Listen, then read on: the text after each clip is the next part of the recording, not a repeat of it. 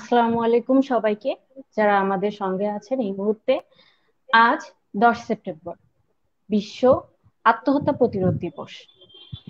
এই উপলক্ষকে কেন্দ্র করে আজ এই সময়ে আমাদের সকলের একত্রিত হওয়া। আজকের আলোচনার প্রতিপাদ্য আত্মহত্যার সমাধান নয়, আয়োজনে ইবি মনোবাতায়ন। আপনাদের সাথে আছি আমি পারিজাত সুলতানা, ফোকলোর স্টাডিজ 2019-20। আমাদের সঙ্গে আরো আছেন Arshi Akhi, tourism and hospitality management 2018-19 session, psychosocial supporter ইবি Monobatayon. Dipu Kumar Kunju, biotechnology and genetic engineering 2016-17 session, psychosocial supporter ইবি মনোবাতায়ন। আমাদের সঙ্গে আরো দুজন গুরুত্বপূর্ণ ব্যক্তি আছেন। জুবাইর সালমান, হিসাব বিজ্ঞান ও তথ্য প্রযুক্তি বিভাগ 2018-19, সাইকোসোশ্যাল সাপোর্টার ইবি মনোবাতায়ন। সাদিকুর রহমান, হিসাব বিজ্ঞান ও তথ্য প্রযুক্তি বিভাগ 2019-20, সাইকোসোশ্যাল সাপোর্টার ইবি মনোবাতায়ন।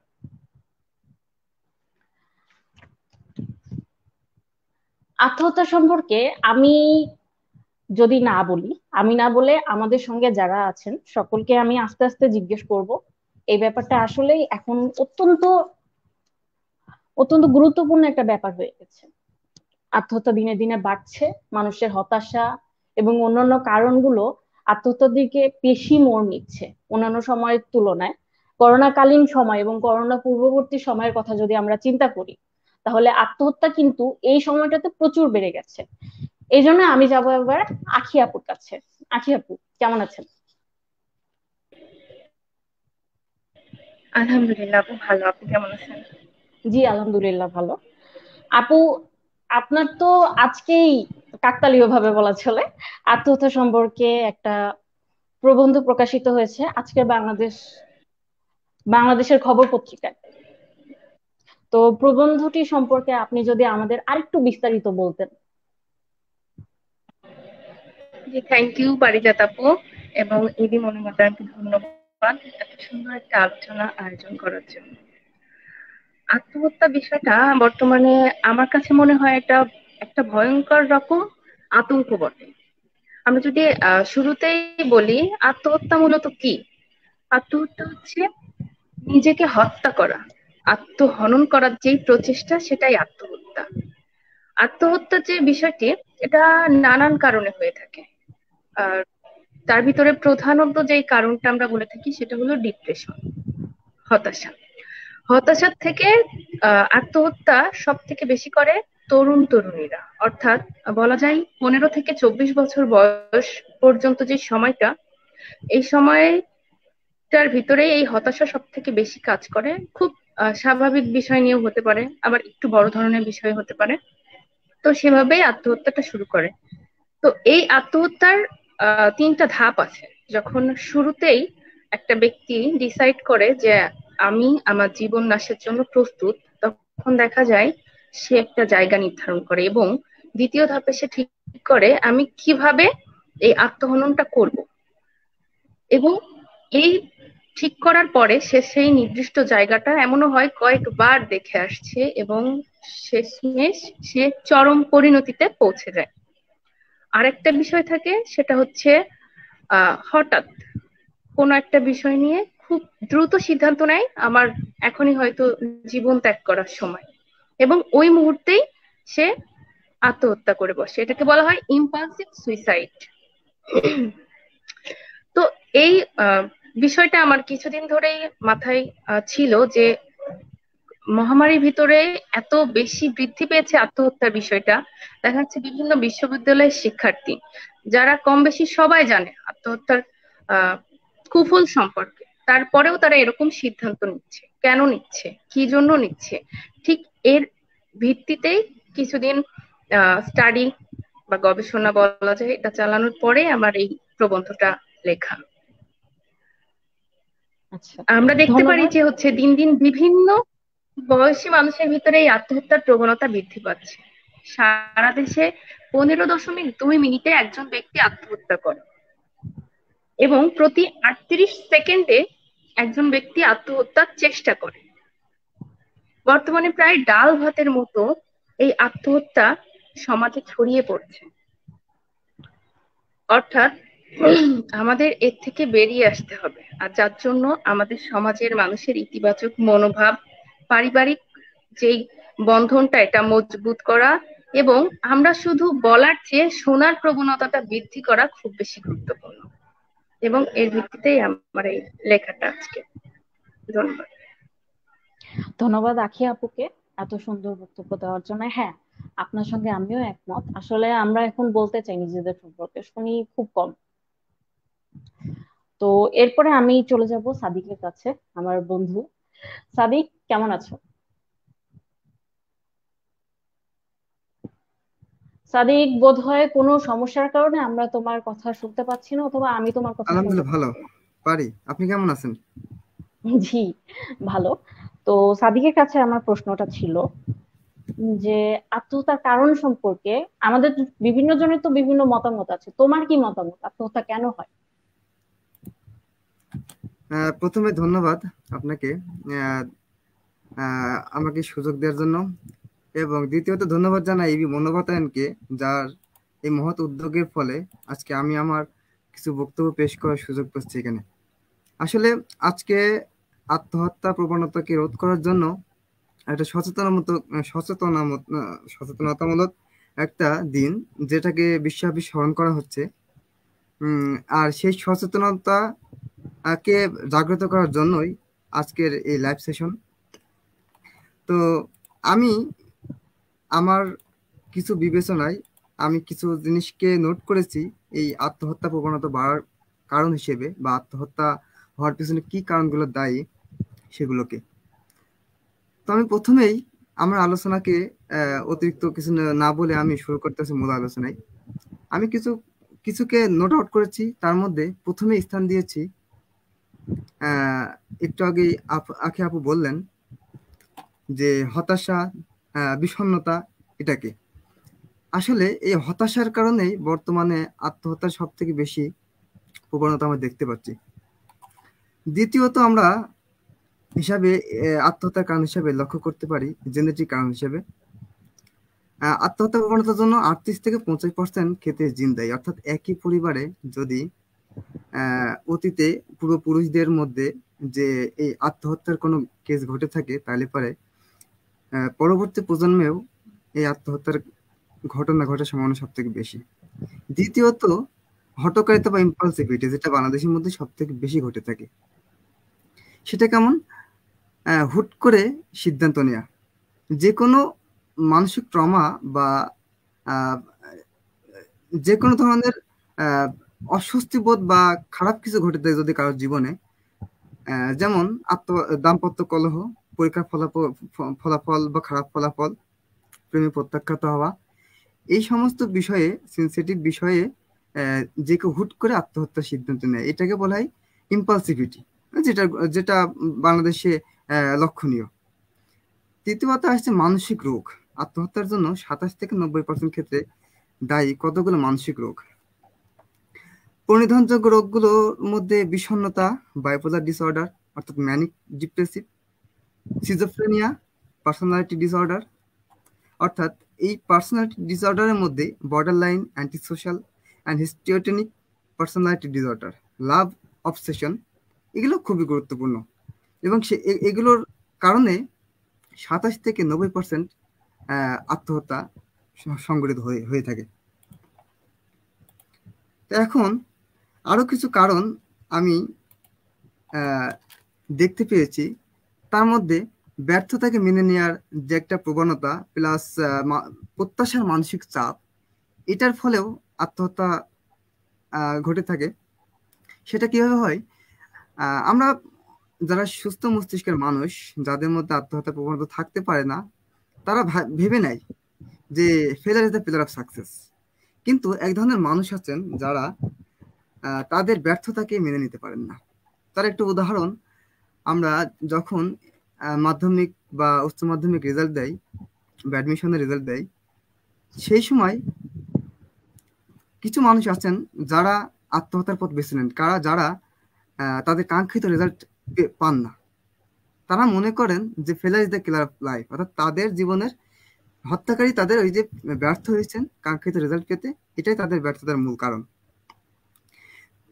এবার পঞ্চমত আসি, পারিবারিক কলহ, যেটা বাংলাদেশে অহরহ ঘটছে। দাম্পত্য কলহের কারণে অনেক সময় স্বামী স্ত্রীর মধ্যে আত্মহত্যার ঘটনা ঘটে। এছাড়াও পিতামাতার মধ্যে যে যদি দাম্পত্য ঝামেলা হয়, সেটা সন্তানদের উপর প্রভাব ফেলে এবং তাদেরকে আত্মহত্যার প্ররোচনা দেয়। এবং আরো একটি বিষয়, সেটি অষ্টম হিসেবে আমি চিহ্নিত করেছি, দারিদ্রতা। নিঃসন্দেহে দারিদ্রতা আত্মহননের পথকে বেছে নিতে বাধ্য করে। আমরা যদি একটা ওয়ার্ল্ড বিশ্ব স্বাস্থ্য সংস্থার ওয়ার্ল্ড সুইসাইড রিপোর্ট 2014টা দেখতে পাই, তাহলে দেখতে পাবো যে 75% আত্মহত্যাকারী নিম্ন মধ্যম আয়ের দেশগুলোর মধ্যে বসবাসকারী তারা। এবং আমি অষ্টম কারণ হিসেবে নবম কারণ হিসেবে উল্লেখ করেছি এখানে উৎপীড়ন, বুলিং, যেটাকে বলা হয় বুলিং। বর্তমানে বুলিং এর কারণে আত্মহত্যার পথ মানে বেছে নিচ্ছেন।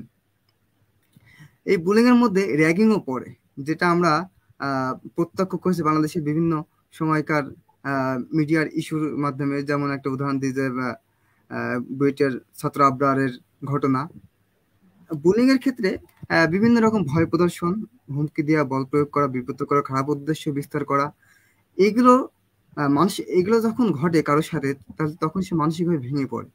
আর মানসিকভাবে ভেঙে পড়ার ফলে আস্তে আস্তে সেটা আত্মহত্যার দিকে মানুষকে নিয়ে যায়। এবং আমরা যদি একটা সমীকরণ দেখি বা স্ট্যাটিস্টিক্স দেখি, যে যুক্তরাজ্যে প্রতি বছর 15 থেকে 25 জন শিশু আত্মহত্যা করে বুলিং এর শিকার হয়ে। এছাড়াও আরো আছেন মাদকাসক্তি। মদ্যপায়ীদের মধ্যে আসলে আত্মহত্যা প্রবণতাটা বেশি।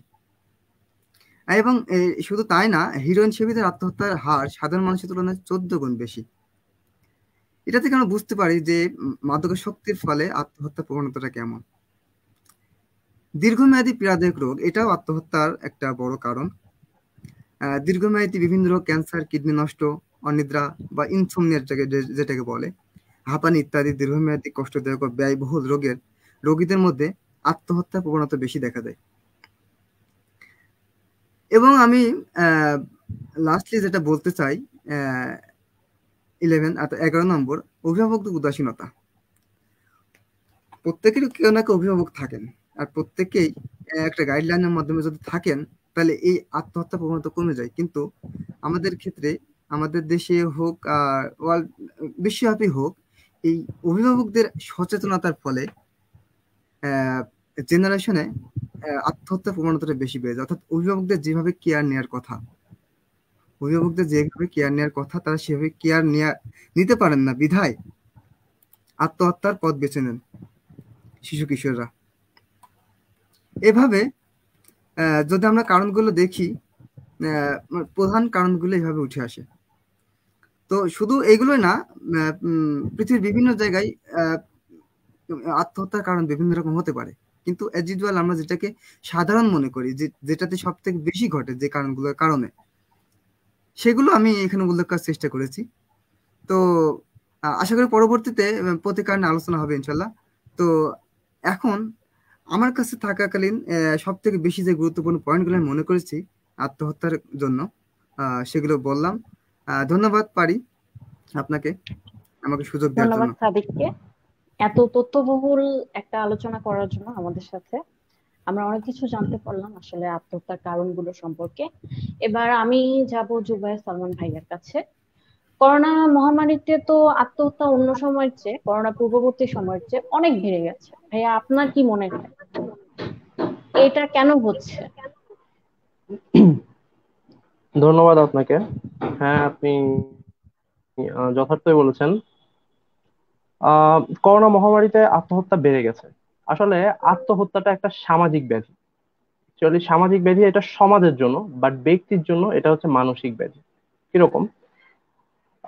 কিছুদিন আগে একটা ছেলে বডি শেমিং এর কারণে আত্মহত্যার শিকার হয়েছে। এবং এই বডি শেমিং যে বিষয়টা, ধরেন যে সহপাঠীরা বা লোকজন বলছে যে তোর চুপ, তোর চুল নাই মাথায়, তোর এটা, তোর ওইটা, তুই মোটা, এরকম যখন বলতেছে, তখন দেখা যাচ্ছে যে একজন হচ্ছে ডিপ্রেস হচ্ছে, এবং এই ডিপ্রেশনের সর্বোচ্চ পর্যায়ে হচ্ছে আত্মহত্যা করতেছে সে।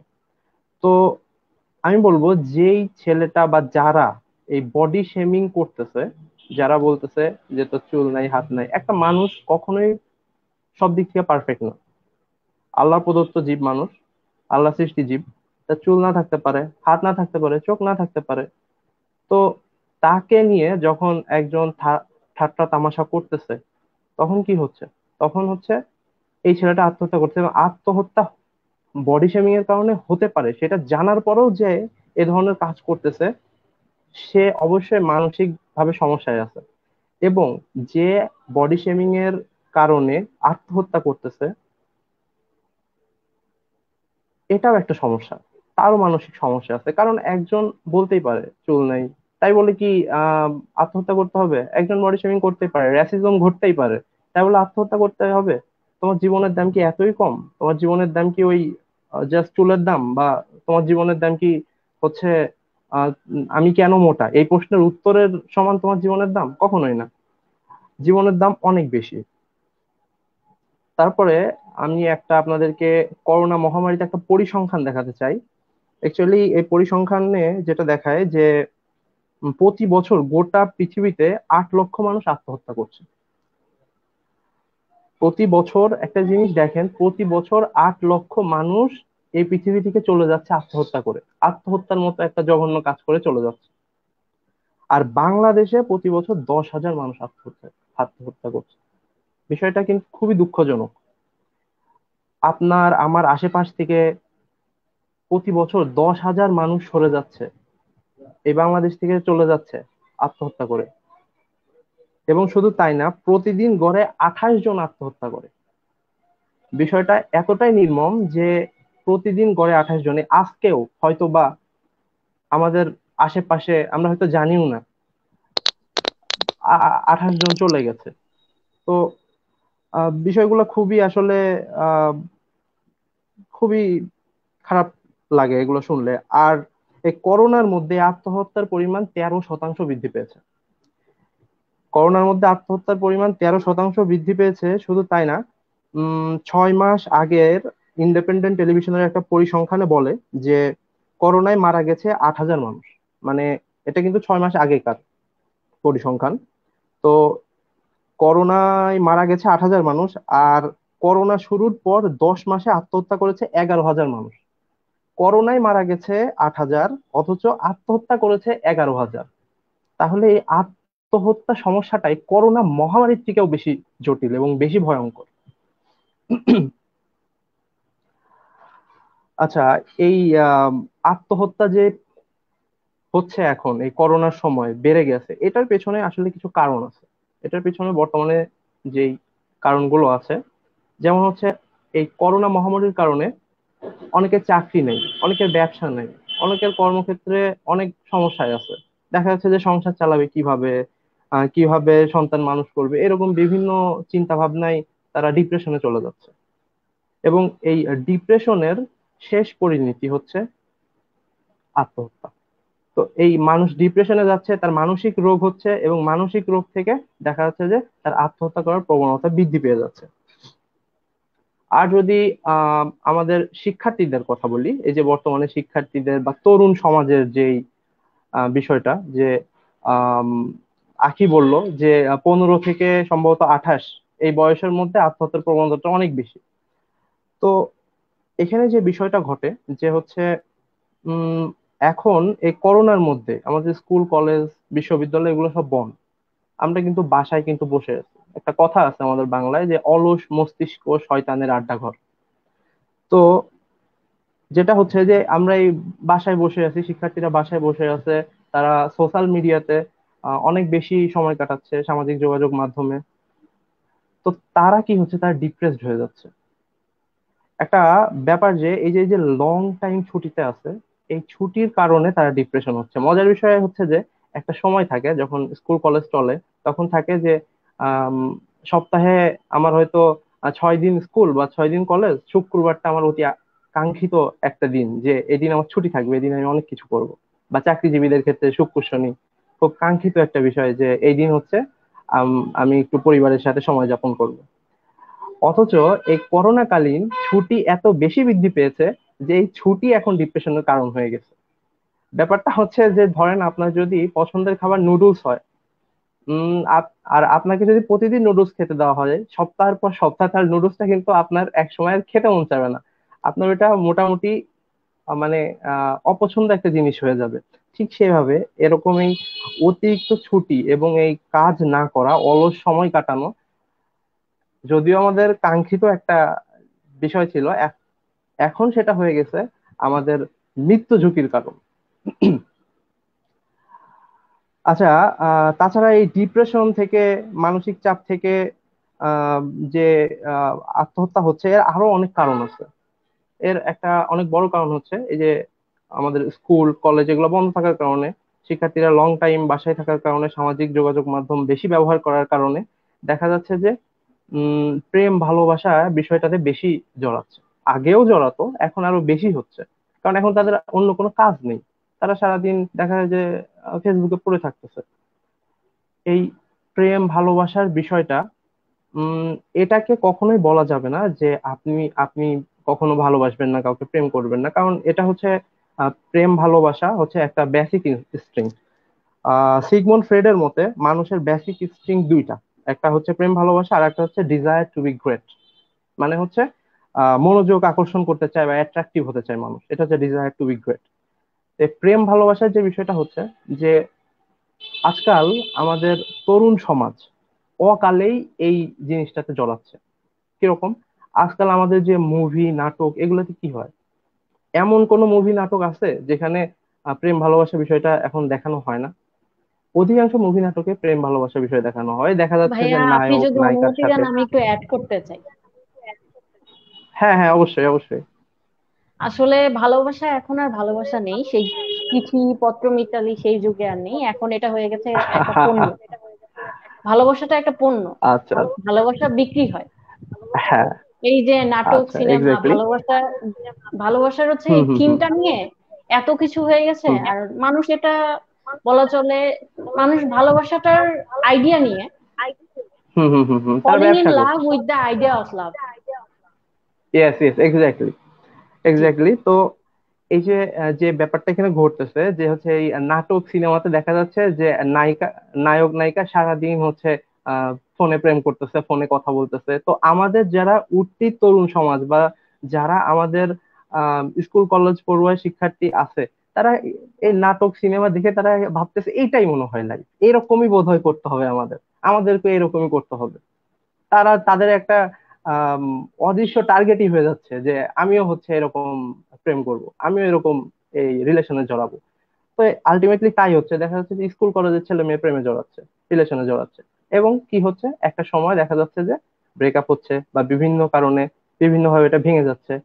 তখন তারা ডিপ্রেসড হয়ে যাচ্ছে, ডিপ্রেসড হয়ে তারা হচ্ছে এই এত মানে মর্মান্তিক কিছু কাজ করে। যেমন হচ্ছে এই কিছুদিন আগে আমি দেখলাম যে একজন লাইভ এসে সুইসাইড করছে ব্রেকআপ হওয়ার পর। এটা এটা খুবই দুঃখজনক এবং এটার কোনো মানেই হয় না। তারপর আরো অনেক ধরনের এই যে আজকাল যে সুইসাইড গুলো হচ্ছে, এর পেছনে সব থেকে বড় কারণ হচ্ছে প্রেম ভালোবাসা বলা যায়। প্রেম ভালোবাসা হচ্ছে ভাঙতেছে, নিজেকে কন্ট্রোল করতে পারতেছে না, তারা হচ্ছে এই মৃত্যু ঝুঁকির দিকে চলে যাচ্ছে। এবং আরো বাজে বিষয় হচ্ছে এই আমাদের অনেক মুভিতে, আমাদের বলিউড মুভি বলেন আর বাংলাদেশের মুভি বলেন, ওখানে দেখায় যে নায়ক শেষে যায় কি করতেছে, সুইসাইড করতেছে। এটার মাধ্যমে কি হচ্ছে, এটার মাধ্যমে সুইসাইডের ধারণা হচ্ছে মানুষের মাথার মধ্যে ঢুকিয়ে দেওয়া হচ্ছে। আপনি আপনার ফেভারিট নায়ককে তো ফলো করবেন, আপনি আপনার নায়কের মতো করে কথা বলতে চাইবেন, ওইভাবে ড্রেস আপ করতে চাইবেন, ওইভাবে চুল কাটতে চাইবেন। কিন্তু যখন দেখাচ্ছে একটা মুভির মধ্যে আপনার ফেভারিট নায়ক সুইসাইড করতেছে শেষে, যে এমন মুভি আছে, তখন আপনি কি ভাবতেছেন? আপনার অবচেতন মনে কিন্তু এটা ঢুকে যাচ্ছে যে আমি যখন ব্যর্থ হব তখন ওই নায়কের মতো কিছু একটা করবো, এরকম কিন্তু একটা জিনিস আপনার অবচেতন মনে ঢুকে যাচ্ছে। তো আমার রিকোয়েস্ট থাকবে পরিচালকদের, যদি আমার এই অনুষ্ঠান দেখে থাকেন, আমাদের এই অনুষ্ঠান, তাহলে রিকোয়েস্ট থাকবে, হ্যাঁ, মুভি ব্যবসার উদ্দেশ্যে বানান, তবে অবশ্যই এই মানুষের স্বাস্থ্যের এবং সামাজিকতার বিষয়টা মনে রাখবেন আপনারা। তো দ্বিতীয় আরেকটা বিষয় যেটা ছিল desire to be great. Desire to be great মানে হচ্ছে মানুষের মনোযোগ আকর্ষণ করতে চায়, মানুষের মনোযোগ আকর্ষণ করতে চায় বিভিন্ন ভাবে। এই মানুষের মনোযোগ আকর্ষণ করা এটা কিন্তু একটা বেসিক ইনস্টিংক্ট। এটা পৃথিবীর প্রত্যেকটা মানুষই কোনো না কোনো ভাবে মনোযোগ আকর্ষণ করতে চায়। এই যে ফেসবুকে এই আমাদের আমরা ডে দিই, এই ফেসবুক যে বিজনেসটা করতেছে এটা কিন্তু আমাদের বেসিক ইনস্টিংক্ট নিয়ে একটা বিজনেস করতেছে। দেখবেন যে একজনের একটা হাত কেটে গেলেও কিন্তু সে ডে দেয়, পোস্ট দেয়। কেন? সে দেখাইতে চায়, সে শো করতে চায়, শো অফ করতে চায়। তো এই যে দেখানোর যে প্রবণতাটা, এই দেখানোর প্রবণতাটা থেকে অনেকে অনেক ভুল কিছু করে বসে, অনেকে অনেক ভুল কিছু করে বসে, মানসিক ভাবে অসুস্থ হয়ে পড়ে। এবং আমি আগেই বলেছি, মানসিক অসুস্থতার শেষ পরিণতি হচ্ছে এই আত্মহত্যা। আর একটা বিষয় যেটা, সেটা হচ্ছে যে আমরা আমাদের চাওয়া পাওয়ার কারণে অনেক সময় ডিপ্রেশনে চলে যাই। চাওয়া পাওয়ার কারণে এই যে করোনার মধ্যে ঘরে বসে আছি, আমাদের চাওয়া পাওয়া কিন্তু অনেক বেশি। দেখা যাচ্ছে যে আম, দেখতেছি ফেসবুকে যে অমুক একটা বাইক কিনে পোস্ট দিছে, এই ওর বাইক আছে আমার বাইক নেই, ওর বাসায় ওয়াইফাই আছে আমার বাসায় ওয়াইফাই নেই, আমি চালাইতে পারতেছি না নেট। এই যে যে যে চাওয়া পাওয়া, এই চাওয়া পাওয়ার কারণে কিন্তু মানসিক ভাবে আহ ভেঙে পড়ে। চাওয়া পাওয়ার মানুষের গণ্ডি অসীম, মানুষ সারা জীবন চাওয়া পাওয়ার মধ্যেই থাকবে। এবং এই চাওয়া পাওয়া গুলো যে সবসময় পূরণ হবে এমন কিন্তু কোনো কথা নেই। আপনার আজকে যেটা চাওয়া পাওয়া পূরণ হচ্ছে না, হয়তো বা পরে পূরণ হতে পারে, তাই বলে আপনার চাওয়া পাওয়া পূরণ হলো না, অমুককে আপনি লাইফে চাইছিলেন, তাকে পেলেন না, সে অন্যজনের সাথে চলে গেল, তাই বলে আপনি নিজেকে শেষ করে ফেলবেন? আপনার জীবনের মূল্য তো এত কম না। এই জীবনটা হচ্ছে একটা পরীক্ষা ক্ষেত্র বলা যায়। এই পরীক্ষা ক্ষেত্রের মধ্যে আপনি বারবার পরীক্ষা দিবেন। একবার ফেল হয়েছেন, পরের বার আপনি পাশ করতে পারেন, আরো ভালো মতো পাশ করতে পারেন। এই ইবি মনোবাতায়ন এর আজকে অনুষ্ঠানটার পোস্টারটা যখন হচ্ছে আমি আমার ডেতে দিলাম ফেসবুকে, তখন আমার এক ফ্রেন্ড কমেন্ট করছে যে আত্মহত্যা সবকিছুর সমাধান না হতে পারে, কিন্তু অনেক কিছুর উত্তর বটে। এরকম একটা কমেন্ট করছে। কমেন্ট না, সে আমাকে মেসেজ দিছে এই কথা লিখে। তো আহ এই কথার উত্তর আমি ওকে বললাম তুই অনুষ্ঠান দেখ। আসলে এই কথাটা অনেক বড় ভুল। আত্মহত্যা কখনো কোনো কিছুর উত্তর হতে পারে না। আত্মহত্যা জিনিসটা কি জানেন? আত্মহত্যা জিনিসটা হচ্ছে, ধরেন আপনি পরীক্ষায় বসছেন, এই আত্মহত্যা হচ্ছে আপনার আপনি পরীক্ষায় বসছেন, এখন আপনাকে কোশ্চেন দেওয়া হয়েছে, আপনি উত্তর জানেন না, আপনি হচ্ছে পরীক্ষা ছেড়ে চলে গেলেন, এটাই হচ্ছে সেই আত্মহত্যা। আত্মহত্যা মানে আপনি আপনার সমাধান তো করলেনই না, আপনি ওই পরীক্ষার রুম ছেড়ে চলে গেলেন। তো এটা কখনো উত্তর হতে পারে না। আপনি কখনোই এটা আত্মহত্যা কখনোই জীবনের উত্তর হতে পারে না। আপনি আত্মহত্যা করে কি উত্তর দিতে চান? আপনি একজন ফেইলর এই উত্তর দিতে চান? এটা ছাড়া তো আর কোনো উত্তর আমি খুঁজে পাই না। এটা ছাড়া আর কি উত্তর হতে পারে? তো আপনি যখন আত্মহত্যা করতেছেন, মনে রাখবেন যে আপনি একজন ফেইলর সাজতেছেন, আপনি নিজেকে প্রমাণ করতে চাচ্ছেন যে আমার দ্বারা সম্ভব না। কিন্তু মানুষ কখনো এই জিনিস করতে পারে না। মানুষের, আমি আগেই বলছি, এটা পরীক্ষা ক্ষেত্র, অনেক পরীক্ষা আসবে, একবার না পারলে আপনি এর পরে হয়তো পারবেন, আরো ভালো মতো পারবেন। তো আপনাকে যেটা করতে হবে যে ধৈর্য ধারণ করতে হবে, এবং আম, আপনার আহ রবের উপর বিশ্বাস রাখতে হবে। রেখে আপনি পরবর্তীতে দেখবেন যে আরো ভালো কিছু আপনার জন্য ওয়েট করতেছে। এই যে আমাদের থ্রি ইডিয়টস মুভিতে দেখা যায় যে হচ্ছে ইঞ্জিনিয়ারিং কলেজের একটা ছেলে হচ্ছে সুইসাইড করে, লেখে আই কুইট, লিখে সুইসাইড করে। তো এই মুভিটা রিলিজ হওয়ার পর অনেক মানুষ তো মোটিভেটেড হয়েছে, প্লাস আত্মহত্যার দিক দিয়ে মোটিভেট হয়েছে। অনেক মানুষ ওই স্টাইলে আত্মহত্যা করছে, যে লিখছে যে আই কুইট, লিখে আত্মহত্যা, ফেসবুকে স্ট্যাটাস দিছে, সম্ভব না, সে আত্মহত্যা করতেছে। আপনার চিন্তা ভাবনা, আপনার চিন্তা চেতনা কেন একজন মুভি ডিরেক্টর কন্ট্রোল করবে? আপনি কি এতই সস্তা? আপনার কি নিজস্ব কোনো বোধ নেই? আপনি নিজে একবার চিন্তা করে দেখুন, আপনি একবার নিজে চিন্তা করে দেখুন যে এই কাজগুলো যারা করতেছে, তাদের কি আসলে নিজের কোনো বোধ আছে?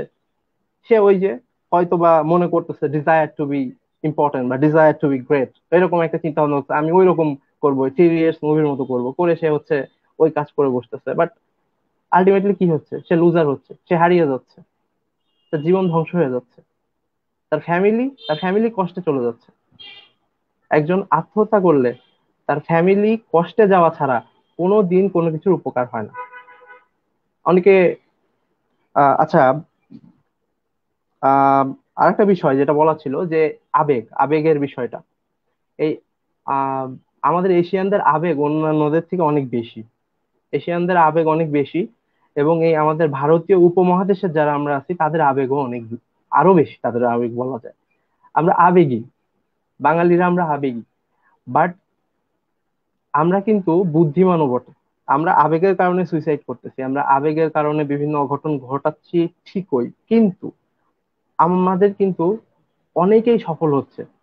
এই মাইক্রোসফট, তারপর গুগলের সিইও কিন্তু আমাদের ভালো ভারতীয় উপমহাদেশের। আরো অনেক বড় বড় প্রতিষ্ঠানে কিন্তু আমাদের এই ভারতীয় উপমহাদেশ থেকে অনেকে যাচ্ছে, কারণ আমাদের ট্যালেন্ট অনেক বেশি, আমাদের বুদ্ধি অনেক বেশি। আপনি আবেগের বশবর্তী হয়ে একটা ভুল কাজ করার আগে ওই বুদ্ধিটা একবার খাটিয়ে দেখুন, দেখুন যে আপনার ওই আবেগটা চলে যাবে। আর যদি আমি বলি, আমাদের ভালো মন্দ সব মানুষ নিয়েই সমাজ, বিভিন্ন মানুষ বিভিন্ন রকম হবে, অনেকের মতাদর্শ অনেক রকম হবে।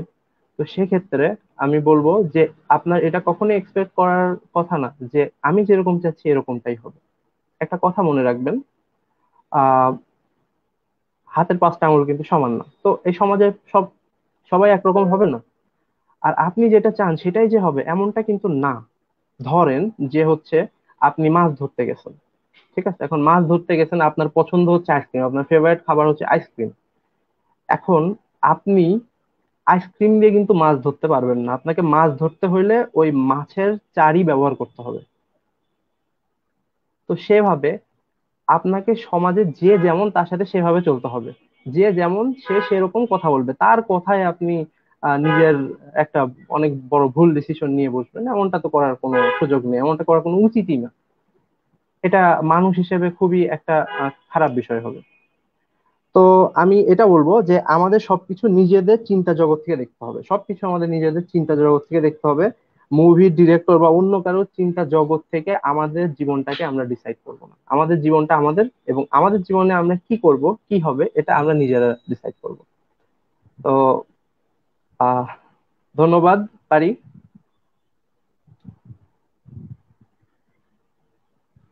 হ্যালো,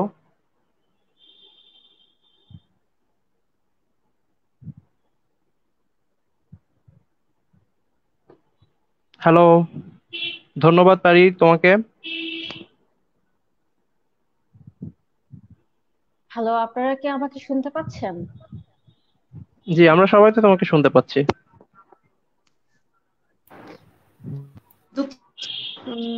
কোনো একটা গোলযোগ হয়েছে যার কারণে আমি হুট করে লাইভ থেকে চলে গিয়েছিলাম।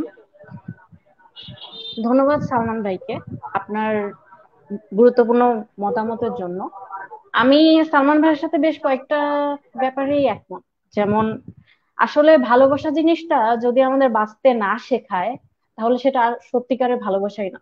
যে ভালোবাসা মরতে শেখায় সেটা ভালোবাসা না। আর বুলিং এর ব্যাপারটাতে ভাইয়া যেটা বলেছেন আমি একটু ভিন্ন মত পোষণ করি।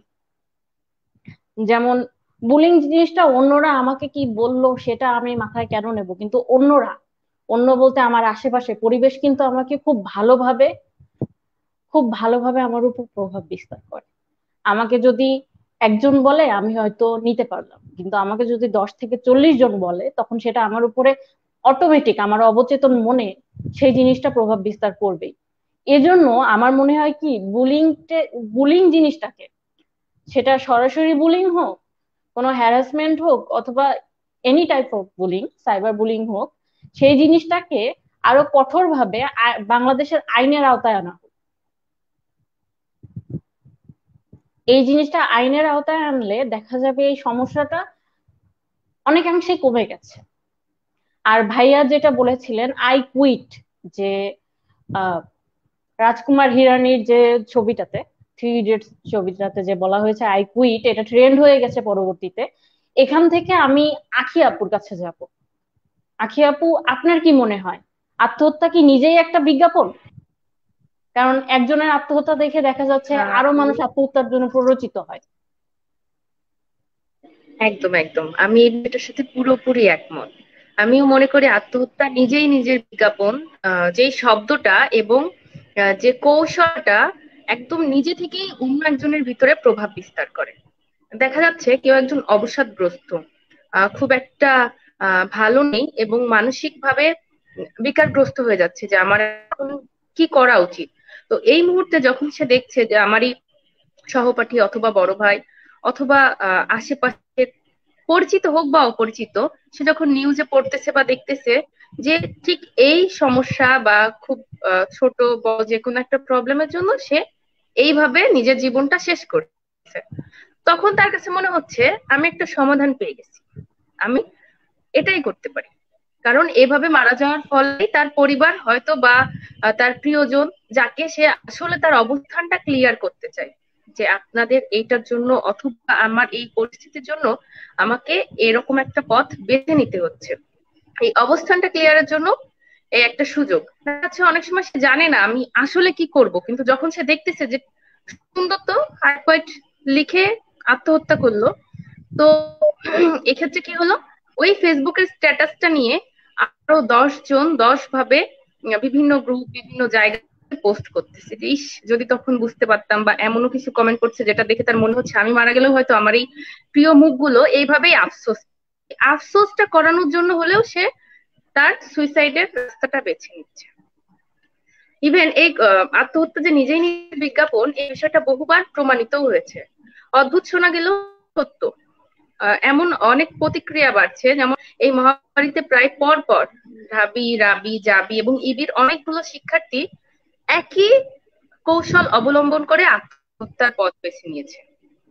একজনের মৃত্যুর কৌশল একজনের কাছে অনেকটা মোটিভেশন হিসেবে কাজ করতেছে, যে ঠিক যেমন ওইভাবে পড়লে সফল হওয়া যায়, অনেকটা এরকম যে এইভাবে মারা গেলেই হয়তো বা মারা যাওয়া যায়, বা আমার অবস্থানটা আদার্সদের ক্লিয়ার করা যায় যে আমি আসলে এই জন্য মারা গেছি, বা মারা যাওয়ার পরে দেখো কেমন লাগে, অনেকটা এরকম। আত্মহত্যা শব্দটা নিজের থেকেই ব্যক্তির ভিতরে অগ্রসর ঘটায়। তাই যতটা সম্ভব এই ধরনের ঘটনার বিস্তারিত আমরা পোস্ট না করি।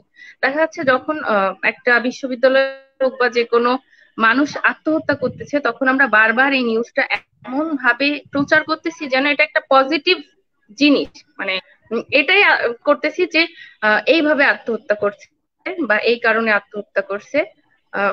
কিন্তু আমরা যদি এই প্রচারটা ঠিক এইভাবে করতাম যে আত্মহত্যার ফলে তার পরিবারের বর্তমান অবস্থা এরকম, একটা বাবা মায়ের স্বপ্ন কিভাবে নষ্ট হয়ে যাচ্ছে, আসলে সে তার ফ্যামিলির কাছে কি, সে তার প্রিয় মানুষদের কাছে কি, এবং তার যত নেতিবাচক একটা আত্মহত্যার ফলে যত নেতিবাচক ঘটনা ঘটে, এইগুলা যদি আমরা বেশি বেশি করে নিউজ করতে পারতাম, তাহলে যে বিষাদগ্রস্ত ছিল, যার অবসাদগ্রস্ত ছিল, সে এটা থেকে শিক্ষা নিতে পারতো যে না, যদি আমি চলে যাই তাহলে হয়তো আমার আশেপাশের মানুষগুলো ঠিক এভাবেই যন্ত্রণা ভোগ করে, হয়তো আর একটা বারের জন্য হলেও আমাকে ফিরে চাইবে, কিন্তু আর পাবে না। কিন্তু আমরা কি করতেছি, আমরা খুব বেশি বেশি এই নিউজগুলোর নেতিবাচক দিকগুলো পজিটিভ ভাবে মানুষের ভিতর ছড়ানোর চেষ্টা করতেছি, কিভাবে আত্মহত্যা করছে, কত সেকেন্ডে তার মৃত্যু করছে, কি কি উপায়, কি কি লিখে গেছিল, মানে পুরা কৌশলটা আমরা মোটিভেশনের মতো তুলে ধরতেছি। এটা আমরা না করি। অবশ্যই এমন না যে আমরা সংবাদ করব না বা এই নিউজগুলা প্রচার করব না, অবশ্যই প্রচার করব। বিস্তারিত তথ্য যদি আমরা নেতিবাচক দিকগুলো তুলে ধরি তাহলেই ভালো, বরং কৌশলকে এড়িয়ে যাওয়াই ভালো।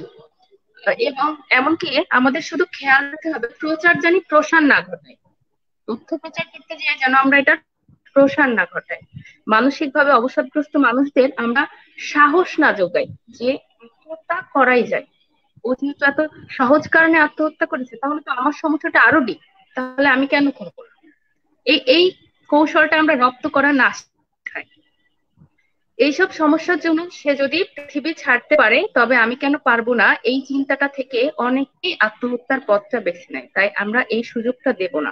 নেতিবাচক বিষয়ের প্রচার কমিয়ে আমরা যদি এটার ফলে যেই খারাপ দিকগুলা তার পরিবার সহ পরিজনের, এটাই তুলে ধরি, তাহলেই বোধহয় খুব ভালো হয়। সুতরাং আমি সালমানের কথার সাথে একদম একমত। আত্মহত্যা নিজেই একটা বিজ্ঞাপন, আত্মহত্যাকে আলাদাভাবে প্রসার ঘটার কিছুই নাই। আমরা যতবার আত্মহত্যা শব্দটা ব্যবহার করি, যতবার আত্মহত্যার কৌশল, কি কি ভাবে আত্মহত্যা করা যায়, এগুলো বিস্তারিত আলোচনায় যাব, তত বেশি এটা বিজ্ঞাপনের মতো কাজ করবে। সুতরাং আমরা এই পরিত্রাণের পথগুলাই সব থেকে বেশি আলোচনা করতে হবে এবং নিউজে আমরা সেভাবেই সেটা তুলে ধরতে পারি। আচ্ছা, আমরা দেখতে আরেকটা পাচ্ছি, বিষয় ধন্যবাদ সেটা হচ্ছে বাইরের কান্ট্রি গুলোতে, মানে বাইরের দেশের দিকে যদি আমরা তাকাই, তাহলে হচ্ছে পুরুষের আত্মহত্যার প্রবণতা সব থেকে বেশি, নারীদের থেকে পুরুষের আত্মহত্যার হার বেশি। কিন্তু বাংলাদেশ সেক্ষেত্রে ব্যতিক্রম। বাংলাদেশে পুরুষের থেকেও নারীর আত্মহত্যার হার সবচেয়ে বেশি। নারীরা বরাবরই অনুকরণ প্রিয়। আর বাংলাদেশে সবসময় নেতিবাচক সমস্ত নিউজই অনেক বেশি প্রচার ঘটে, এবং আমরা বেশি গভীরে যাওয়ার চেষ্টা করি। যে যেটা খুঁজে নেওয়ার চেষ্টা করে সেটাই আমরা সামনে চেষ্টা করি। ভালো মন্দ দুইটাই আছে, আসলে প্রয়োজন অনুসারেই আমরা উত্তর খুঁজে নিই। সুতরাং আমরা প্রচার যেন প্রসার না ঘটায় সেদিকে খেয়াল রাখবো। ধন্যবাদ। আপু, আমি একটা প্রশ্ন অ্যাড করতে চাই। আপনি যে বলছেন মিডিয়া এটা পজিটিভ ভাবে দেখাচ্ছে, আসলে মিডিয়া কি এটা ইচ্ছাকৃত ভাবে করে ট্রেন্ড করার জন্য, নাকি এটা অন্য কোনো কারণ? কি মনে হয় আপনার? এটার অনেকাংশে, মানে আমি যদি বলি যে হচ্ছে, যেমনও বললো যে মুভির ডিরেক্টর কিন্তু ব্যবসা সফল মুভি করতে যাচ্ছে, এটার জন্য সমাজে কি প্রভাব পড়ছে সেটা তার সেকেন্ড অপশন হতে পারে, ফার্স্ট অপশন না। লাইক সেম, একটা মিডিয়া পার্সন চেষ্টা করতেছে আমার নিউজটা ঠিক কিভাবে নিউজ হলে সব থেকে বেশি মানুষ আকর্ষিত হবে, সব থেকে বেশি পাঠক পাবো, আমি পাঠক প্রিয়তা অর্জনের জন্য যদি তিল থেকে তাল বানাতে হয় তাহলে কিন্তু সেটাও করা সম্ভব। সুতরাং এটা ইচ্ছাকৃত নাও আমি এটা বলতে পারছি না, অনেকটা ইচ্ছাকৃত। তবে এই সেম জিনিসটাকে একটু যদি ঘুরিয়ে আমরা মানুষের এবং সমাজের মানুষের মস্তিষ্ক এখন বদ্ধ থাকতে থাকতে যেই অবস্থায় আছে, সবাই চাচ্ছে এটা থেকে বের হতে, সেটা জীবন নাশের মাধ্যমে হোক বা অন্য কোনো উপায়। সুতরাং এটা মাথায় রেখে যদি আমরা সময়ের সঠিক ব্যবহার করি এবং নিউজটা একটু পজিটিভলি প্রকাশ করি তাহলেই ভালো হয়। তো এটা অনেকটা ইচ্ছাকৃতই বলা যায়। ধন্যবাদ আরুষি আপুকে এত সুন্দরভাবে ব্যাপারটা বুঝিয়ে বলার জন্য। আমারও কিছুটা কনফিউশন ছিল জিনিসটা নিয়ে, এখন কনফিউশন পুরোপুরি ক্লিয়ার। আমি ফেরত যাচ্ছি সাদিকের কাছে। সাদিক, আমাদের ধর্মীয় মনোভাব যা, আমাদের ধর্মে, সব ধর্মেই বলা আছে আত্মহত্যা পাপ, তবুও মানুষজন দেখা যাচ্ছে কি ধর্মীয় দিক মানুক অথবা না মানুক, এই জিনিসটা চিন্তা না করেই সবাই আত্মহত্যার দিকে এগোচ্ছে। আপনার কি মনে হয় এই বিষয়ে, যদি আপনি আপনার মতামতটা দিতেন? হ্যাঁ, পারি। আপনাকে আবার ধন্যবাদ আমাকে আবার সুযোগ আর দেওয়ার একটা জন্য। মিনিট, আমি এরপর দীপুদাকে রেডি থাকতে বলবো। উনার কাছে প্রচুর প্রশ্ন আছে, আমার অনেক কিছু জানার আছে। দীপুদা, দয়া করে আপনি একটু অনলাইনে থাকার চেষ্টা করবেন। সাদিক। ওকে, আপনাকে আবার ধন্যবাদ আমাকে আবার সুযোগ দেওয়ার জন্য। আপনি যেটা বললেন আসলে আত্মহত্যার বিপরীতে সব থেকে বেশি জিনিসটা সামনে আসে নিজের জীবনকে ভালোবাসা। আর এর গুরুত্ব আর কিছু থেকে বেশি হতে পারে না, মানে আর আর কিছু থেকে কম হতে পারে না আর কি, সরি। কারণ কি, আমি একটা পার্সন, আমি যদি আমার জীবনকে ভালো না বাসতে পারি তাহলে আর কাউকে ভালোবাসারটাই আজ থেকে অপ্রয়োজনীয় মনে হয়। তেমনি সমস্ত ধর্মগ্রন্থ বা ধর্মের যেসব পণ্ডিত, তারা সকলেই একমত যে নিজের জীবন থেকে আর কাউকে বেশি কিছু দেওয়ার কিছু নাই। আহ, এই জন্যই নিজের জীবনকে যদি কেউ শেষ করে দেয়, তার জন্য প্রত্যেকটা ধর্মগ্রন্থে তার অবস্থান এক এক রেখেছে। ইসলাম ধর্মে বলা হয়েছে মহাপাপ, এবং যদি কেউ আহ এরকম ভাবে তার জীবনটাকে হরণ করে বা আত্মহত্যা করে তাহলে তাকে আজীবন জাহান্নামে যেতে হবে। হিন্দু ধর্মে বলা আছে তাকে আহ ভালো তাকে সব থেকে নিকৃষ্ট খারাপ বা খারাপ নরকে আহ যেতে হবে, আজীবন ওখানে থাকতে হবে। তেমনি খ্রিস্টান ধর্ম হোক, যে কোনো ধর্ম, প্রত্যেকটা ধর্মই তার নিজের জীবন হরণ বা আত্মহত্যাকে সব থেকে জঘন্যভাবে দেখছে। তো যে যদিও মানুষের মধ্যে ধর্মীয় মূল্যবোধ কেমন সেটা পার্সোনালি সেটা তার ব্যাপার, কিন্তু সমস্ত ধর্মীয় মূল্যবোধ কিন্তু একই কথা বলে যে আত্মহত্যার অনেক বড় একটা পাপ, এবং এটা নিজেকে হরণ করা, এটা সৃষ্টিকর্তার সিদ্ধান্তের বাইরে বাইরে যাওয়া, সব থেকে বড় সিদ্ধান্তের বাইরে যাওয়া। কারণ সৃষ্টিকর্তা তাকে তার জীবন দিয়েছে এবং সেটা হরণের অধিকার শুধুমাত্র সৃষ্টিকর্তার, এবং সেটা যদি কেউ নিজে সে কাজটা করে তাহলে অবশ্যই সৃষ্টিকর্তার বিরোধিতা করা, এটা আর কি মূল। তো এখন ধর্মীয় বিধিনিষেধ থাকার পরও মানুষ আসলে এই পথ বেছে নেয়, সেটা কিন্তু আসলে আম, সাধারণ একটা কারণ। কারণ কি, আহ, ধর্মীয় অনেক বিষয়কে আহ, বিধিবদ্ধ করে দেওয়া হয়েছে। যেমন কাউকে আঘাত না করা একটা আহ, ভালো কাজ, তবেও মানুষ খারাপ কাজ করে। কাউকে না ঠকানো, কারো ক্ষতি না করা, এগুলো ভালো কাজ। তবুও মানুষ কিন্তু কারো ক্ষতি করে, কাউকে আঘাত দেয়। তো এরকম অনেক বিষয়কে ধর্ম সাপোর্ট দেয়, ভালো কিছু, সব ভালো কিছুকে সাপোর্ট দেয়, কিন্তু তবুও মানুষ খারাপ কিছু করে। তেমনি এই আত্মহত্যাটাও তারা সেইভাবে নিয়েছে। তারা ধর্মের মূল্যবোধকে তোয়াক্কা করে না।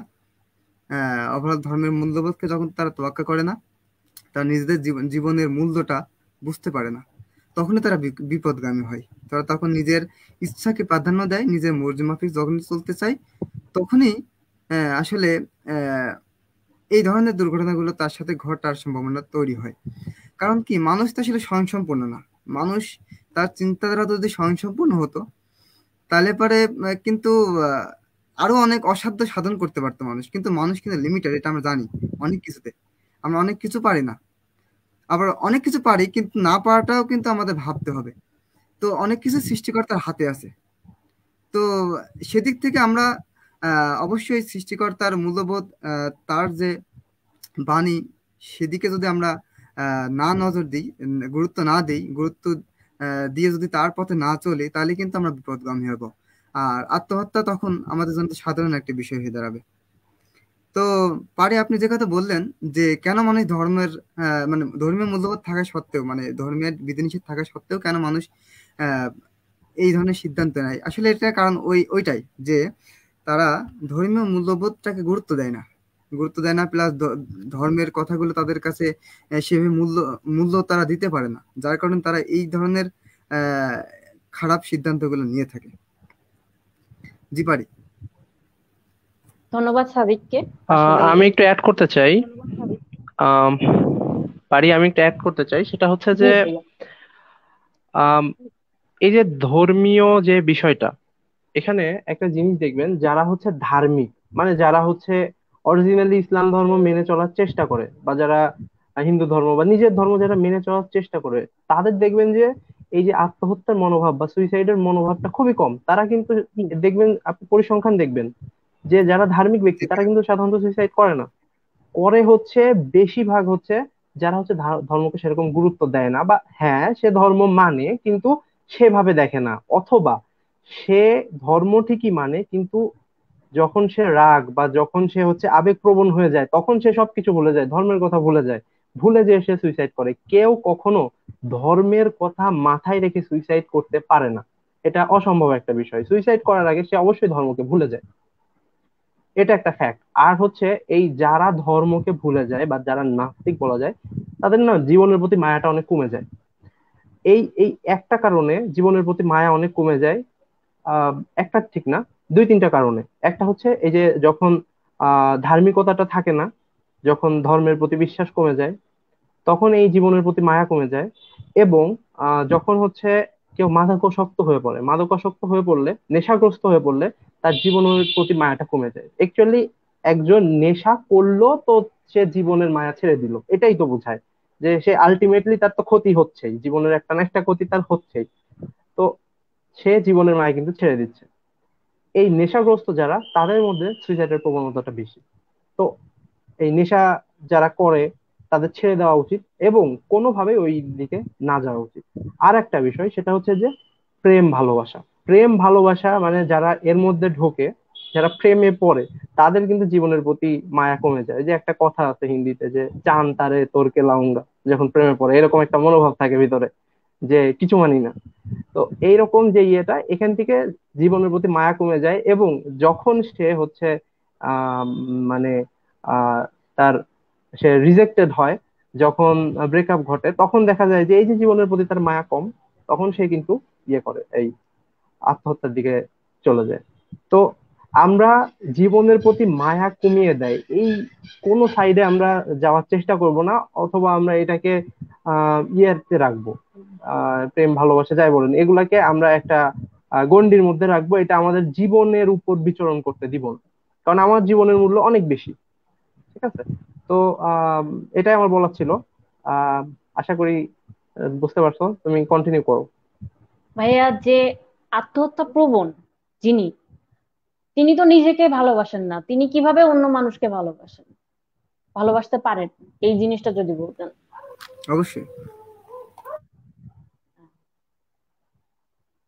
জুবাইর ভাইয়া।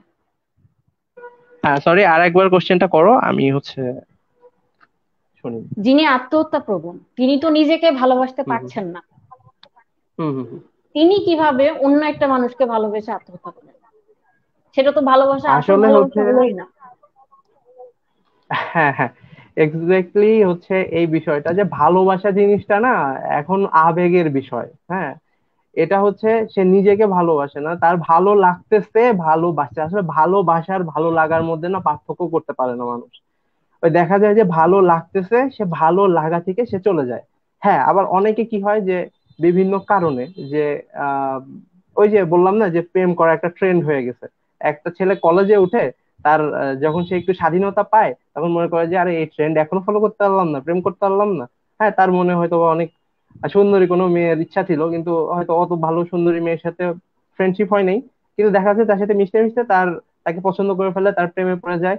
এই যে যে আবেগটা কাজ করে না, এই আবেগটা একসময় ধ্বংসের কারণ হয়ে যায়। এক সময় হয়তো বা এই আবেগটা থাকে না, তখন কি হয়, তখনই দেখা দেয় হচ্ছে এ ধরনের ব্রেকআপ, তখনই দেখা যায় সমস্যা, তখনই দেখা যায় কোনো পক্ষের হয়তো বা একটা দুর্ঘটনা ঘটে যায়।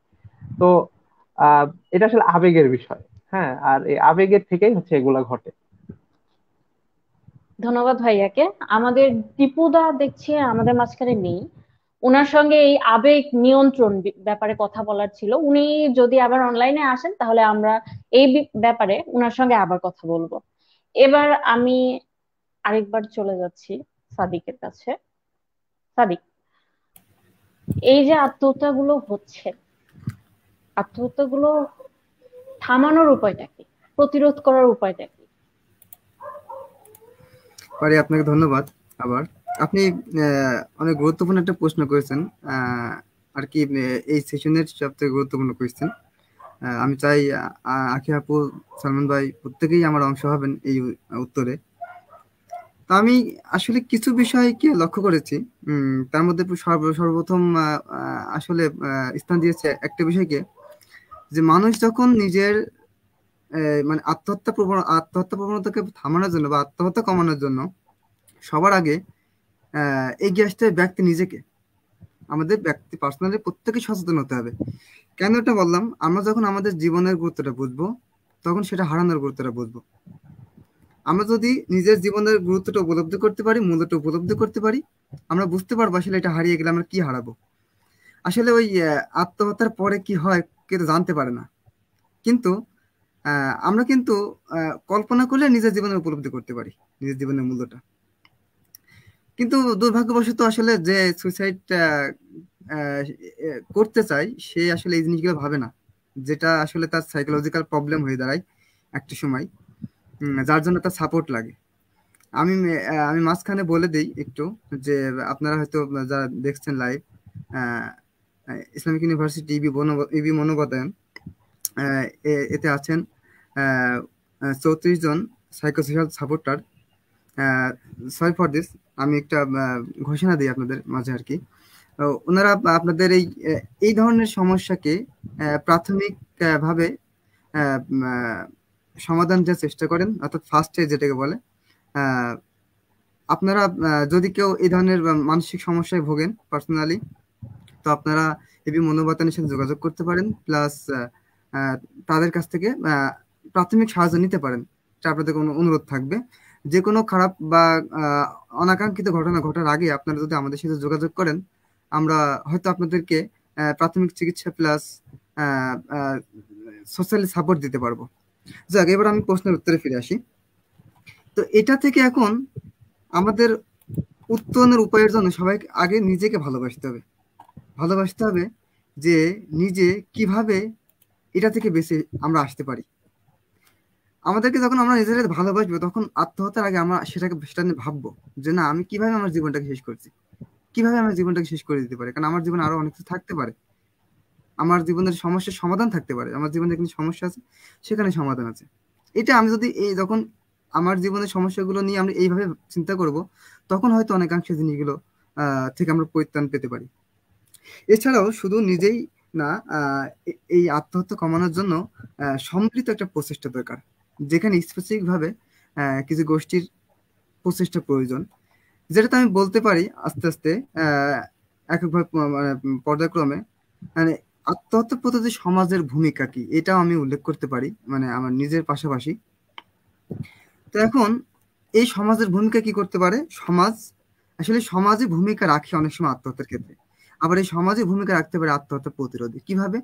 সমাজ মানুষকে প্রভাবিত করে অনেক সময়, আবার সমাজ যদি ইচ্ছা করে এটা এটা কমাবে বা এটা থেকে মানুষকে উদ্ধার করবে, তাহলে পারে। কিভাবে পারে? সমাজ ইচ্ছা করলে বিভিন্ন সামাজিক সাংস্কৃতিক অনুষ্ঠানগুলোতে এই আত্মহত্যা বিরোধী বা মানসিক রোগ ও মাদকাসক্তির ব্যাপারে সচেতনতা তৈরি করতে পারে, যেমন জোরালো করতে পারে। শিশু কিশোরদের আসলে যে অবসর সময় সেগুলো খেলাধুলার মাধ্যমে বা বিভিন্ন চিত্র বিনোদনমূলক বা বিভিন্ন সৃজনশীল কাজে ব্যয় করার জন্য পরামর্শ বা সুযোগ তৈরি করে দিতে পারে। তারপর যাদের আত্মহত্যার সম্ভাবনা রয়েছে তাদেরকে সাপোর্ট দিতে পারেন সামাজিকভাবে, যেটা আমরা প্রাতিষ্ঠানিকভাবে দিচ্ছি।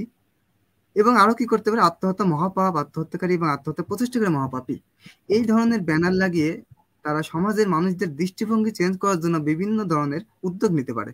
যেমন যে কোনো অনুষ্ঠানের আয়োজন করতে পারে, সেখানে বিভিন্ন সেমিনার করতে পারে, যে একজন মানুষের জীবন বাঁচালে সেজন্য সমগ্র মানুষের জীবন বাঁচায়, এই ধরনের মোটোকে সামনে নিয়ে মানুষকে কিভাবে আত্মহত্যা থেকে ফিরিয়ে আনা যায়, তারা এই ধরনের সেমিনার করতে পারে। তারপরে আসছে আত্মহত্যা প্রতিরোধে আমাদের প্রত্যেককে দায়িত্বশীলের ভূমিকা পালন করার জন্য সচেতন করতে পারে। তবে এখানে আখি আপু কিছু কথা বলেছেন, আমি সেগুলোর সাথে কিছু অ্যাড করতে চাই। সংবাদ মাধ্যমের ভূমিকা, আসলে কিছু বিষয় আত্মহত্যাকে প্ররোচিত করে, যাকে ইনফ্লুয়েন্স করা বলা হয়।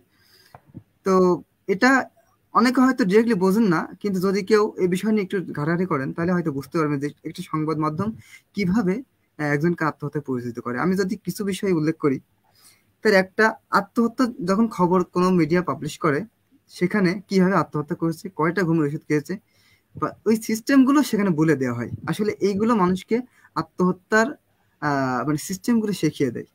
যেমন আমরা মাঝে মাঝে দেখতে পাই ক্রাইম পেট্রোল, ইন্ডিয়ার একটা জনপ্রিয় সিরিয়াল। তো সেখানে মাঝে মাঝে নিউজে আসে যে ইন্ডিয়ার ক্রাইম সিনটা দেখে সে ক্রাইম করেছে। তেমনি ভাবে এই আত্মহত্যার সিনটাকে মনে করে খবর থেকে পড়ে জেনে সে আত্মহত্যার এই উপকরণটা ব্যবহার করতে পারে।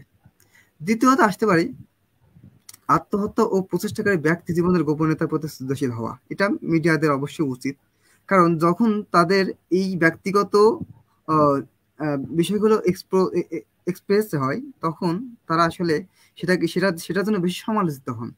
যেমন যদি কখনো কেউ আত্মহত্যা করতে গিয়ে ফিরে আসে, তাহলে আমরা যদি সেটাকে সেভাবে সাপোর্ট দিতে না পারি, প্লাস মিডিয়া যদি সেটা নিয়ে বাজেভাবে রিয়াক্ট করে, তাদের গোপন বিষয়গুলো ফাঁস করে দেয়, তখন সেই ফিরে আসা ব্যক্তি আরো বেশি ডিপ্রেসড হয়ে যান এবং দ্বিতীয়বার তার আত্মহত্যা করার প্রবণতা বেড়ে যায়।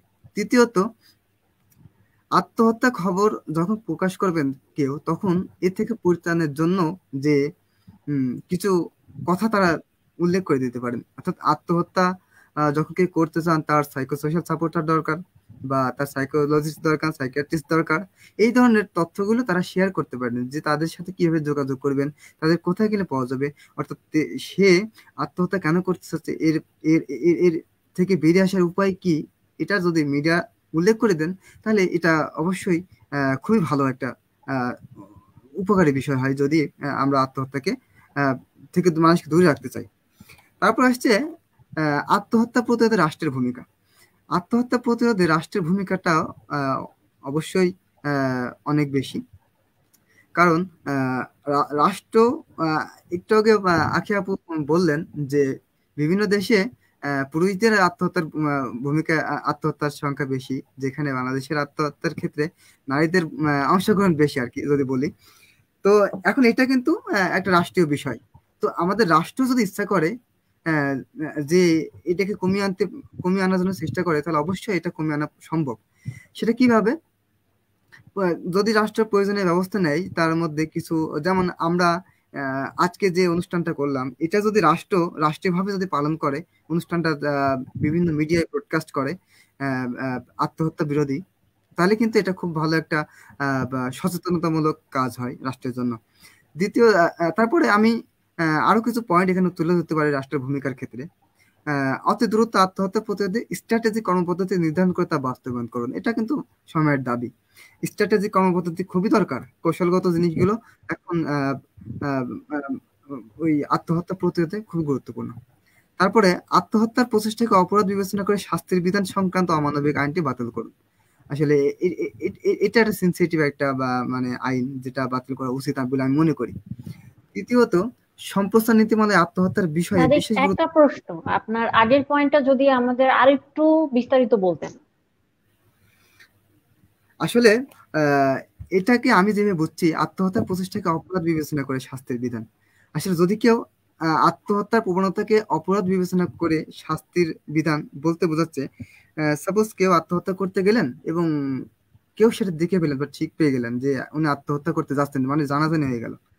তো এখন এটাকে অনেকে মানে শাস্তি হিসেবে দেখতে চান, যে ও যদি বেঁচে যায় তাহলে পরে ওকে শাস্তি দেওয়া হবে।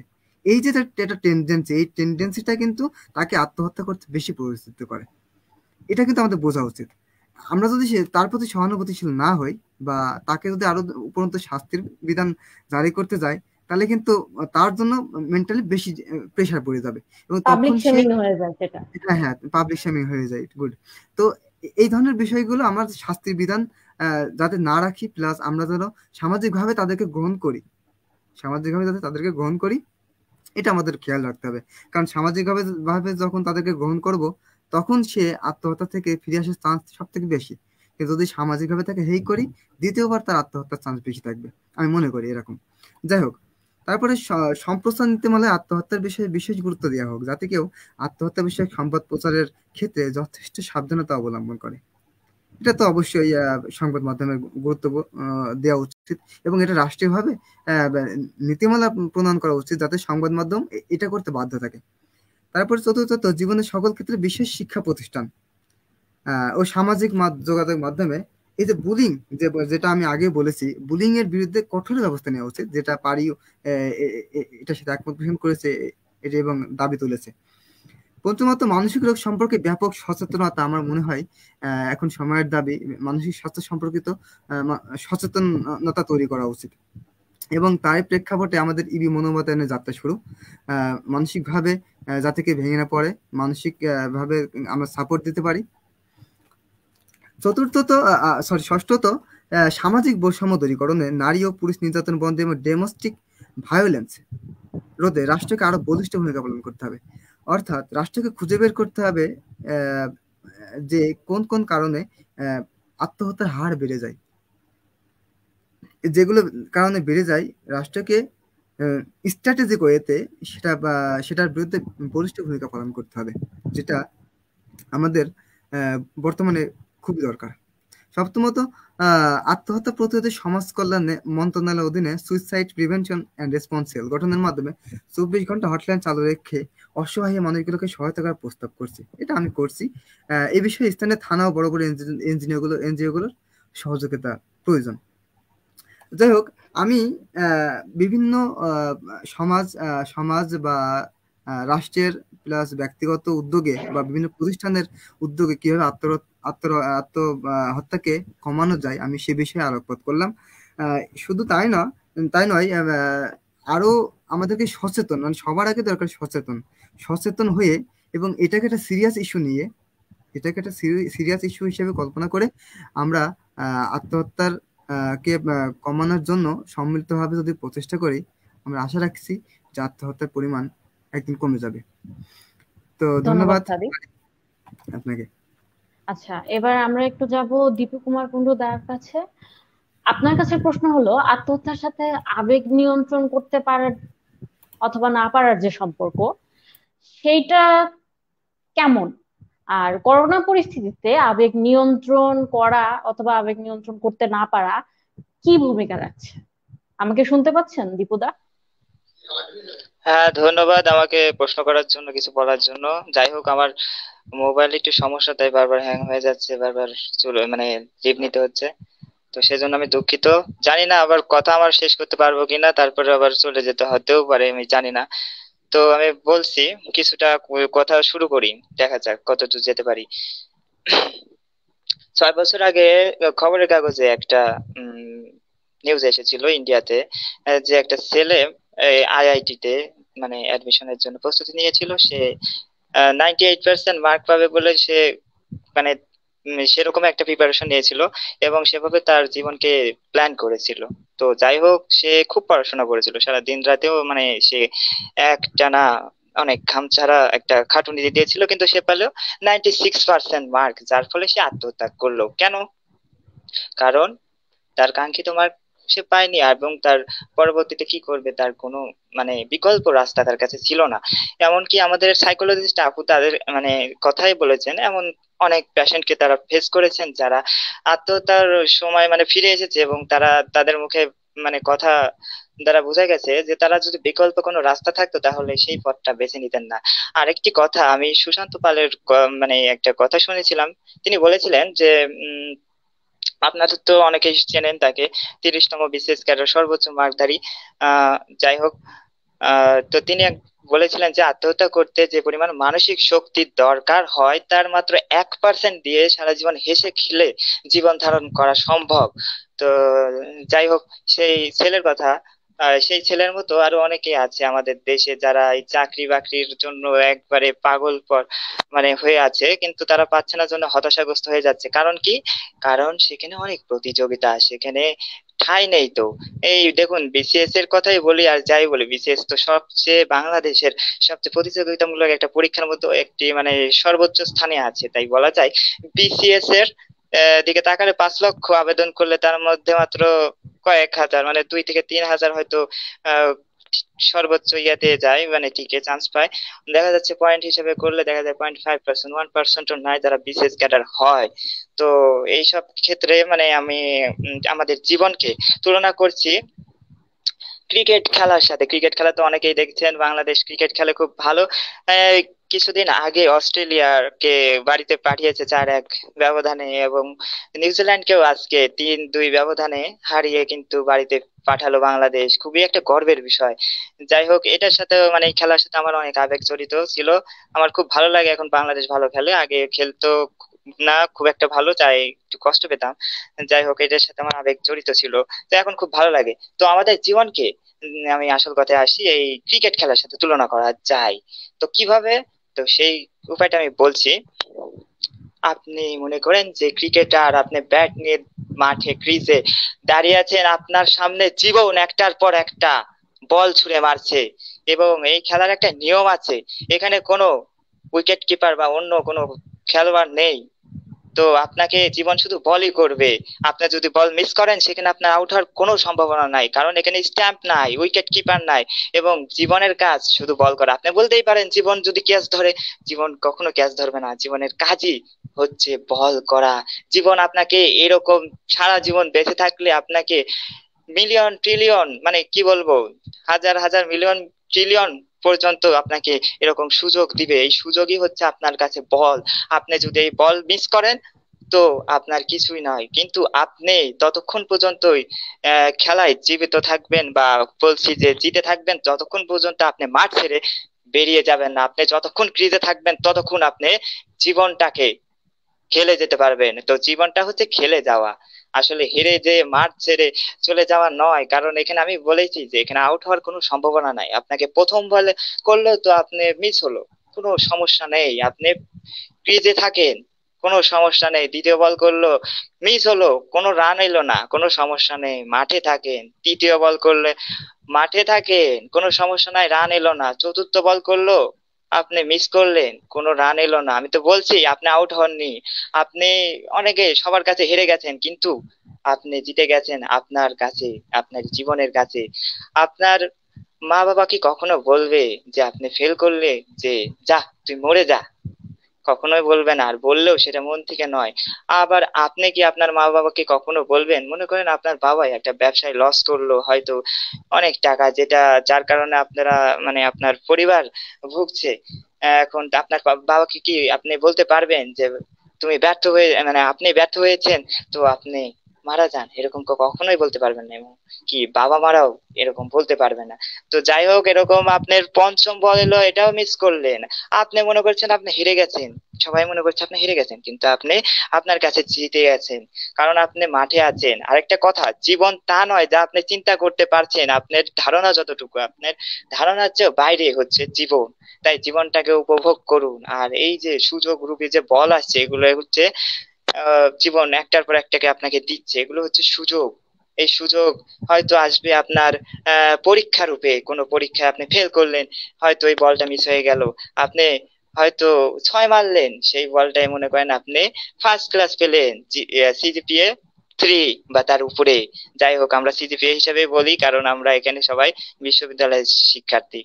আগে হলে বলতাম সিজিপিএ 5। তো যাই হোক, তো আপনি মনে করেন যে প্রেম করছেন, রিলেশন করছেন, সেখানে আপনি ছ্যাঁকা খেয়ে ব্যাকা হয়ে গেলেন, সেখানে ভাবলেন আমি শেষ, আমার ভাগ্যে আর কোনো মাইয়া নাই, আমি শেষ, আমার কপাল আর কি। মনে করেন যে তারপরে ওই এই কথা ভাবলে কিন্তু আপনি বোকা বনে যাবেন, কারণ এটাও আপনার জন্য একটা সুযোগ, এটা একটা বল রূপে দেখতে হবে। আপনি কিভাবে দেখছেন তার উপর আপনার জীবন কিন্তু নির্ভর করবে। আপনি যদি ভাবেন যে সেই মেয়ে আপনার সবকিছু বা সেই ছেলেই আপনার সবকিছু, তাকে ছাড়া আমি বাঁচবো না, তাহলে আপনার বাঁচা কেউ আটকাতে পারবে না, মানে মরে যাওয়া কেউ, আত্মহত্যা কেউ আটকাতে পারবে না, এটা বলে রাখছি। আর আরেকটি কথা, নজর আমাদের জীবনের উপর রাখতে হবে, সাফল্য বা ব্যর্থতার উপর নয়। কারণ এইসব সাফল্য বা ব্যর্থতা টেম্পোরারি, এগুলো আসবে যাবে, আসবে যাবে, আসবে যাবে, আসবে যাবে, আসবে যাবে, আমি যতবার না বলতে পারছি তারও বেশি বার আসবে আর যাবে। কিন্তু আপনার জীবন আপনাকে চালিয়ে নিয়ে যেতে হবে। এই যে আমি এই অনুষ্ঠানে যোগদান করার জন্য আমি এই যে 9টা 15 থেকে চেষ্টা করে যাচ্ছি, আমি কিন্তু 8 বার ব্যর্থ হয়েছি, চোখ দিয়েছি আবার ব্যর্থ হয়েছি, হ্যাং হয়ে গেছে মোবাইল, অফ করে অন করেছি, অফ করে অন করেছি, অফ করে অন করেছি, 8 বার ব্যর্থ হয়েছি, তারপরেও আমি কিন্তু হাল ছাড়িনি। এবং আমি এই যে শেষ পর্যন্ত কথা বলতে পারছি, এটাই আমার সার্থকতা। আমার কিন্তু সব কষ্ট বা মানে কি মন খারাপ একটু একটু লাগছিল, কারণ করতালি এটা দেই আমরা সবাই ভাইয়ার জানে। জন্য। মানে যেই হোক আমার পজিশনে এই পর্যায়ে যদি 8 বার যদি এরকম ব্যর্থ হয় লাইভ সেশন করতে এসে, তার মন খারাপ লাগাটা স্বাভাবিক, আমারও লেগেছিল, কারণ আমি মানুষ, এটা লাগবে। যেরকম প্রাকৃতিক ডাক পায়, মানে প্রস্রাব পায়খানা মানে যাবে, এরকম মন খারাপ লাগাটা স্বাভাবিক, কিন্তু এটাকে স্বাভাবিকভাবেই দেখতে হবে। আপনি কখনো ভাবতে পারবেন না যে আমার মন খারাপ লাগতেই পারে না, এটা কখনোই সম্ভব নয়। কারণ মানুষ হিসেবে এইসব ফিলিংস উপরওয়ালা আমাদেরকে দিয়েই পাঠিয়েছেন, কিন্তু এটা নিয়ন্ত্রণ করার দায়িত্ব আমাদেরই। তাই বলছি যে ওইসব সাফল্য ব্যর্থতা টেম্পোরারি। তাই টেম্পোরারি জীবন জিনিসের উপর নজর না রেখে আপনার কাছে কি আছে, আপনার সুযোগ কি আছে, আপনার নাগালের মধ্যে কি আছে, এটা দেখতে হবে। তাই আবেগের দিকে বেশি প্লাবিত না হয়ে বিবেক দিয়ে কাজ করতে হবে। এবং ওই যে বললাম যে রিলেশন বা যাই বলি, তো ওটাকে ধরে নিতে হবে একটা দেশ। মনে করেন সুইজারল্যান্ড, একটা মেয়ে বা আপনার আহ মনে করেন বিএফ বা সিএফ কে সুইজারল্যান্ড ভাবলেন, সেই সুইজারল্যান্ডের সাথে আপনার ব্রেকআপ হলো, তো আপনার সুইজারল্যান্ডে যাওয়া নিষেধ। তো অন্য দেশে তো যেতে পারবেন, অন্য অনেক সুন্দর দেশ আছে, কানাডা আছে, যুক্তরাষ্ট্র আছে, যুক্তরাজ্য আছে, ভিয়েনা আছে, অস্ট্রিয়া আছে, কত সুন্দর সুন্দর দেশ আছে। তো যা আছে তার দিকে লক্ষ্য রাখতে হবে, যা নেই তা ভেবে আন্দাজে মন খারাপ করে তো কোনো লাভ নেই, কারণ জীবনটা আপনার। জীবন আপনি কিন্তু এসেছেন একা, যেতে হবে একা। আপনি কিন্তু আপনার ভালোবাসার মানুষটাকে জড়িয়ে নিয়ে যেতে পারবেন না, এটা আপনার মাথায় রাখতে হবে। তো যাই হোক, আর হচ্ছে আপনারা এই যে জীবনে অনেক কিছু আসবে, সাফল্য ব্যর্থতা, সুযোগ আসবে অনেক, এই বল রূপী সুযোগ, আমি বললাম ক্রিকেট খেলার বলের মতো সুযোগ আসবে অনেকগুলো, কিন্তু আপনার টিকে থাকতে হবে মাঠে। তো এই যে সুযোগের মধ্যে আপনার কিছু সুযোগকে মনে হবে অনেক বড় সুযোগ, কিন্তু আসলে দেখবেন পরিণামে সেগুলো অনেক ছোট সুযোগ ছিল। আবার কিছু সুযোগকে মনে হবে অনেক ছোট সুযোগ, কিন্তু পরিণামে দেখা যাবে ওগুলো অনেক বড় সুযোগ। আসলে এই যে আমরা প্রায়োরিটাইজ করি কোনো জিনিসের, এগুলোর মাধ্যমে কিন্তু আমাদের জীবন অনেকটাই নির্ভর করে। কারণ আপনি কোন জিনিসটা ভালোবাসেন, কোন জিনিসটা এড়িয়ে চলেন, এটার উপর কিন্তু আপনার ভবিষ্যৎ অনেকাংশেই নির্ভর করে। আমরা কিন্তু প্রত্যেকের কিন্তু একই রকম মানে মানে কি বলবো, পছন্দ এক না। তাহলে সবাই একটা মেয়ের পিছনেই থাকতো বা একটা ছেলের পিছনেই থাকতো। যাই হোক, আর এই যে সোশ্যাল মিডিয়ার যে জগৎ এসেছে, এখানে এসে মানুষের ডিপ্রেশন হওয়ার পরিমাণটা আরো বাড়িয়ে দিয়েছে। বলবো কি, কারণ আপনি যখনই সোশ্যাল মিডিয়াতে আসবেন তখনই দেখবেন আপনার যে ভালো কাউকে, এবং তখনই আপনার একটু খারাপ লাগবেই, আপনি না চাইলেও আপনার একটু খারাপ লাগবেই। তাই হচ্ছে আপনি তুলনা করতে থাকবেন তখন আপনার লাগবে, এবং আপনি তুলনা করবেন তার সাথে, এবং এর ফলে আপনি যে শান্তি, মানসিক শান্তি, সেটা ব্যাহত করবেন। আমি যদি আমার নিজের কথা বলি, একটু বলি, না বললেও নয় তো। আমি ক্লাস 6 থেকে এই 9 পর্যন্ত খুব জেলাস ফিল করতাম আমার এক বন্ধুর প্রতি। সে প্রতিবার এক হতো এবং আমি হতাম 6, 7, 8, এরকম করে খালি আমার রোল হতো। আমি তার প্রতি খুবই জেলাস ফিল করতাম। আমি জানি না আমার বন্ধুটা দেখছে কিনা, তবে আমি সত্যি তাকে খুব জেলাস ফিল করতাম, এবং আমি এক হওয়ার জন্য চেষ্টা করতাম ইচ্ছা হতো, কিন্তু আমি আহ ইয়া মানে সেরকম পড়াশোনা করতাম না, আমি খেলাধুলা করতাম, কাজের দিকে আমার নজর ছিল না, খালি চাইতাম কিভাবে ও কি হতে হবে। কিন্তু দেখা গেল ক্লাস 9-এ এসে আমার রোল হলো 7, এবং সে একই থাকলো। তারপরে কিন্তু আমি প্রতিযোগিতা করলাম আমার নিজের সাথে, এবং তারপরে আমি কিন্তু রোল এক হয়ে আমি আহ এই স্কুল থেকে বার হয়েছিলাম। ধন্যবাদ সবাইকে। ধন্যবাদ দীপু দাদাকে, আপনি শেষ সময়ে ব্যাট করতে নেমে একদম ছক্কা মেরে দিয়েছেন। আর রবার্ট ব্রুসের কাছ থেকে আমরা এখন থেকে অনুপ্রেরণা নিব না, আমরা অনুপ্রেরণা নিব দীপু দাদার কাছ থেকে। 8বার চেষ্টা করার পরে দীপু দাদা আমাদের সঙ্গে যুক্ত হতে পেরেছেন। ধন্যবাদ, অসংখ্য ধন্যবাদ। এবার আমরা চলে যাব। কি বলছি, কিরম লাগলো? সত্যি ভালো। দীপু দাদা, আপনার মাইকটা অফ করলে ভালো হয়, ধন্যবাদ। আচ্ছা, এখন আমরা চলে যাব জুবায়ের ভাইয়ার কাছে। ভাইয়া, আত্মহত্যার এই চিন্তাটা কারো মাথায় যখন আসে, তখন দেখা যায় এটা ঘুরে ঘুরে আসছে, অবসেসিভ একটা থট হয়ে যায়। এটা থেকে কিভাবে নিস্তার আচ্ছা পাওয়া যায়, আপনি যদি আমাদের একটু বলতেন। আচ্ছা আচ্ছা, তার আগে আমি জিজ্ঞেস করতে চাই, এটা কি শেষ কোশ্চেন নাকি আমরা আরো আগাবো সামনে? মানে আমি আমি একটা পয়েন্ট একটু বলতে চাচ্ছি আর কি, যদি সময় দেন আমাকে আপনার আমি সামনে। জুবায়ের ভাইয়ার প্রশ্নটা আগে উত্তর দিয়ে নিই, ওকে ওকে। সাদিক আমাকে একটু এটা কি আমাদের শেষ কোশ্চেন নাকি হচ্ছে আমরা সামনে আরো আগাবো? না, আপনার কোশ্চেনটার পরে আমি আখি আপুকে একটা প্রশ্ন করব, এরপরে আমরা অনুষ্ঠানের শেষ করতে যাচ্ছি। আচ্ছা ঠিক আছে ঠিক আছে। ঠিক আছে, সাদিকের কাছে যাই আমরা। সাদিক জানি কি বলতে চাচ্ছিল? সাদিক একটু বলো শুনি, কি বলতে চাচ্ছিল ভাইয়া? ভাই আমি একটা মেসেজ দিতে চাচ্ছিলাম আর কি, একটু সচেতনতার জন্য।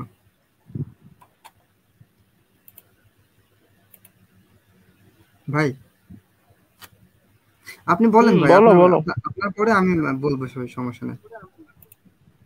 ও আচ্ছা আচ্ছা, পারি, আমি তো কোশ্চেন ভুলে গেলাম। সমস্যা নেই, আমি আবার কি জানি তুমি আমাকে বলছি। কোশ্চেন করলা। আত্মহত্যার চিন্তাটা যখন একজন মানুষের মাথায় আসে, তখন দেখা যায় একবার অথবা দুবার না এসে বারবার সেটা অবসেসিভ থট হিসেবে আসে, বারবার মাথায় আসছে হুম হুম যে হুম আত্মহত্যা করার যে প্রবণতাটা।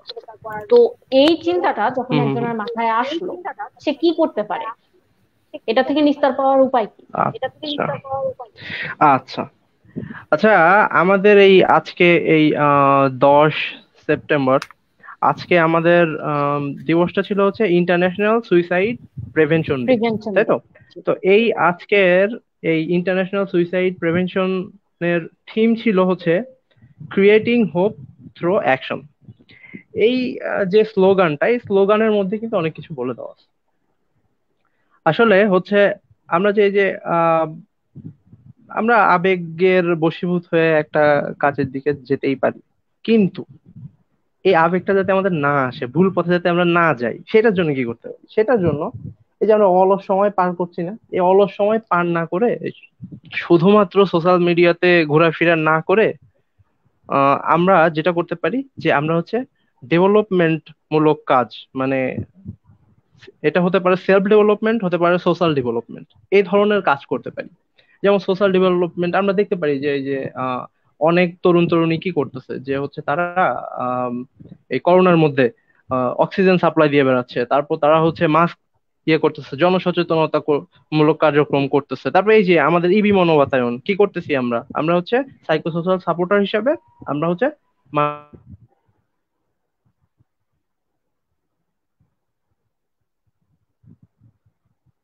জুবাইর ভাইয়া, আপনি কি আমাদের শুনতে পাচ্ছেন? আপনার বোধহয় কিছুটা নেটওয়ার্কের সমস্যার কারণে আপনাকে আমরা শুনতে পাচ্ছি না। হ্যালো। সরি, আমি আমি কিছু সময়ের জন্য চলে গেছিলাম, মানে নেট প্রবলেম। আচ্ছা, আমি যেটা বলছিলাম যে সেলফ ডেভেলপমেন্ট মূলক কাজ, আমরা সেলফ ডেভেলপমেন্ট মূলক বিভিন্ন রকম কাজ করতে পারি।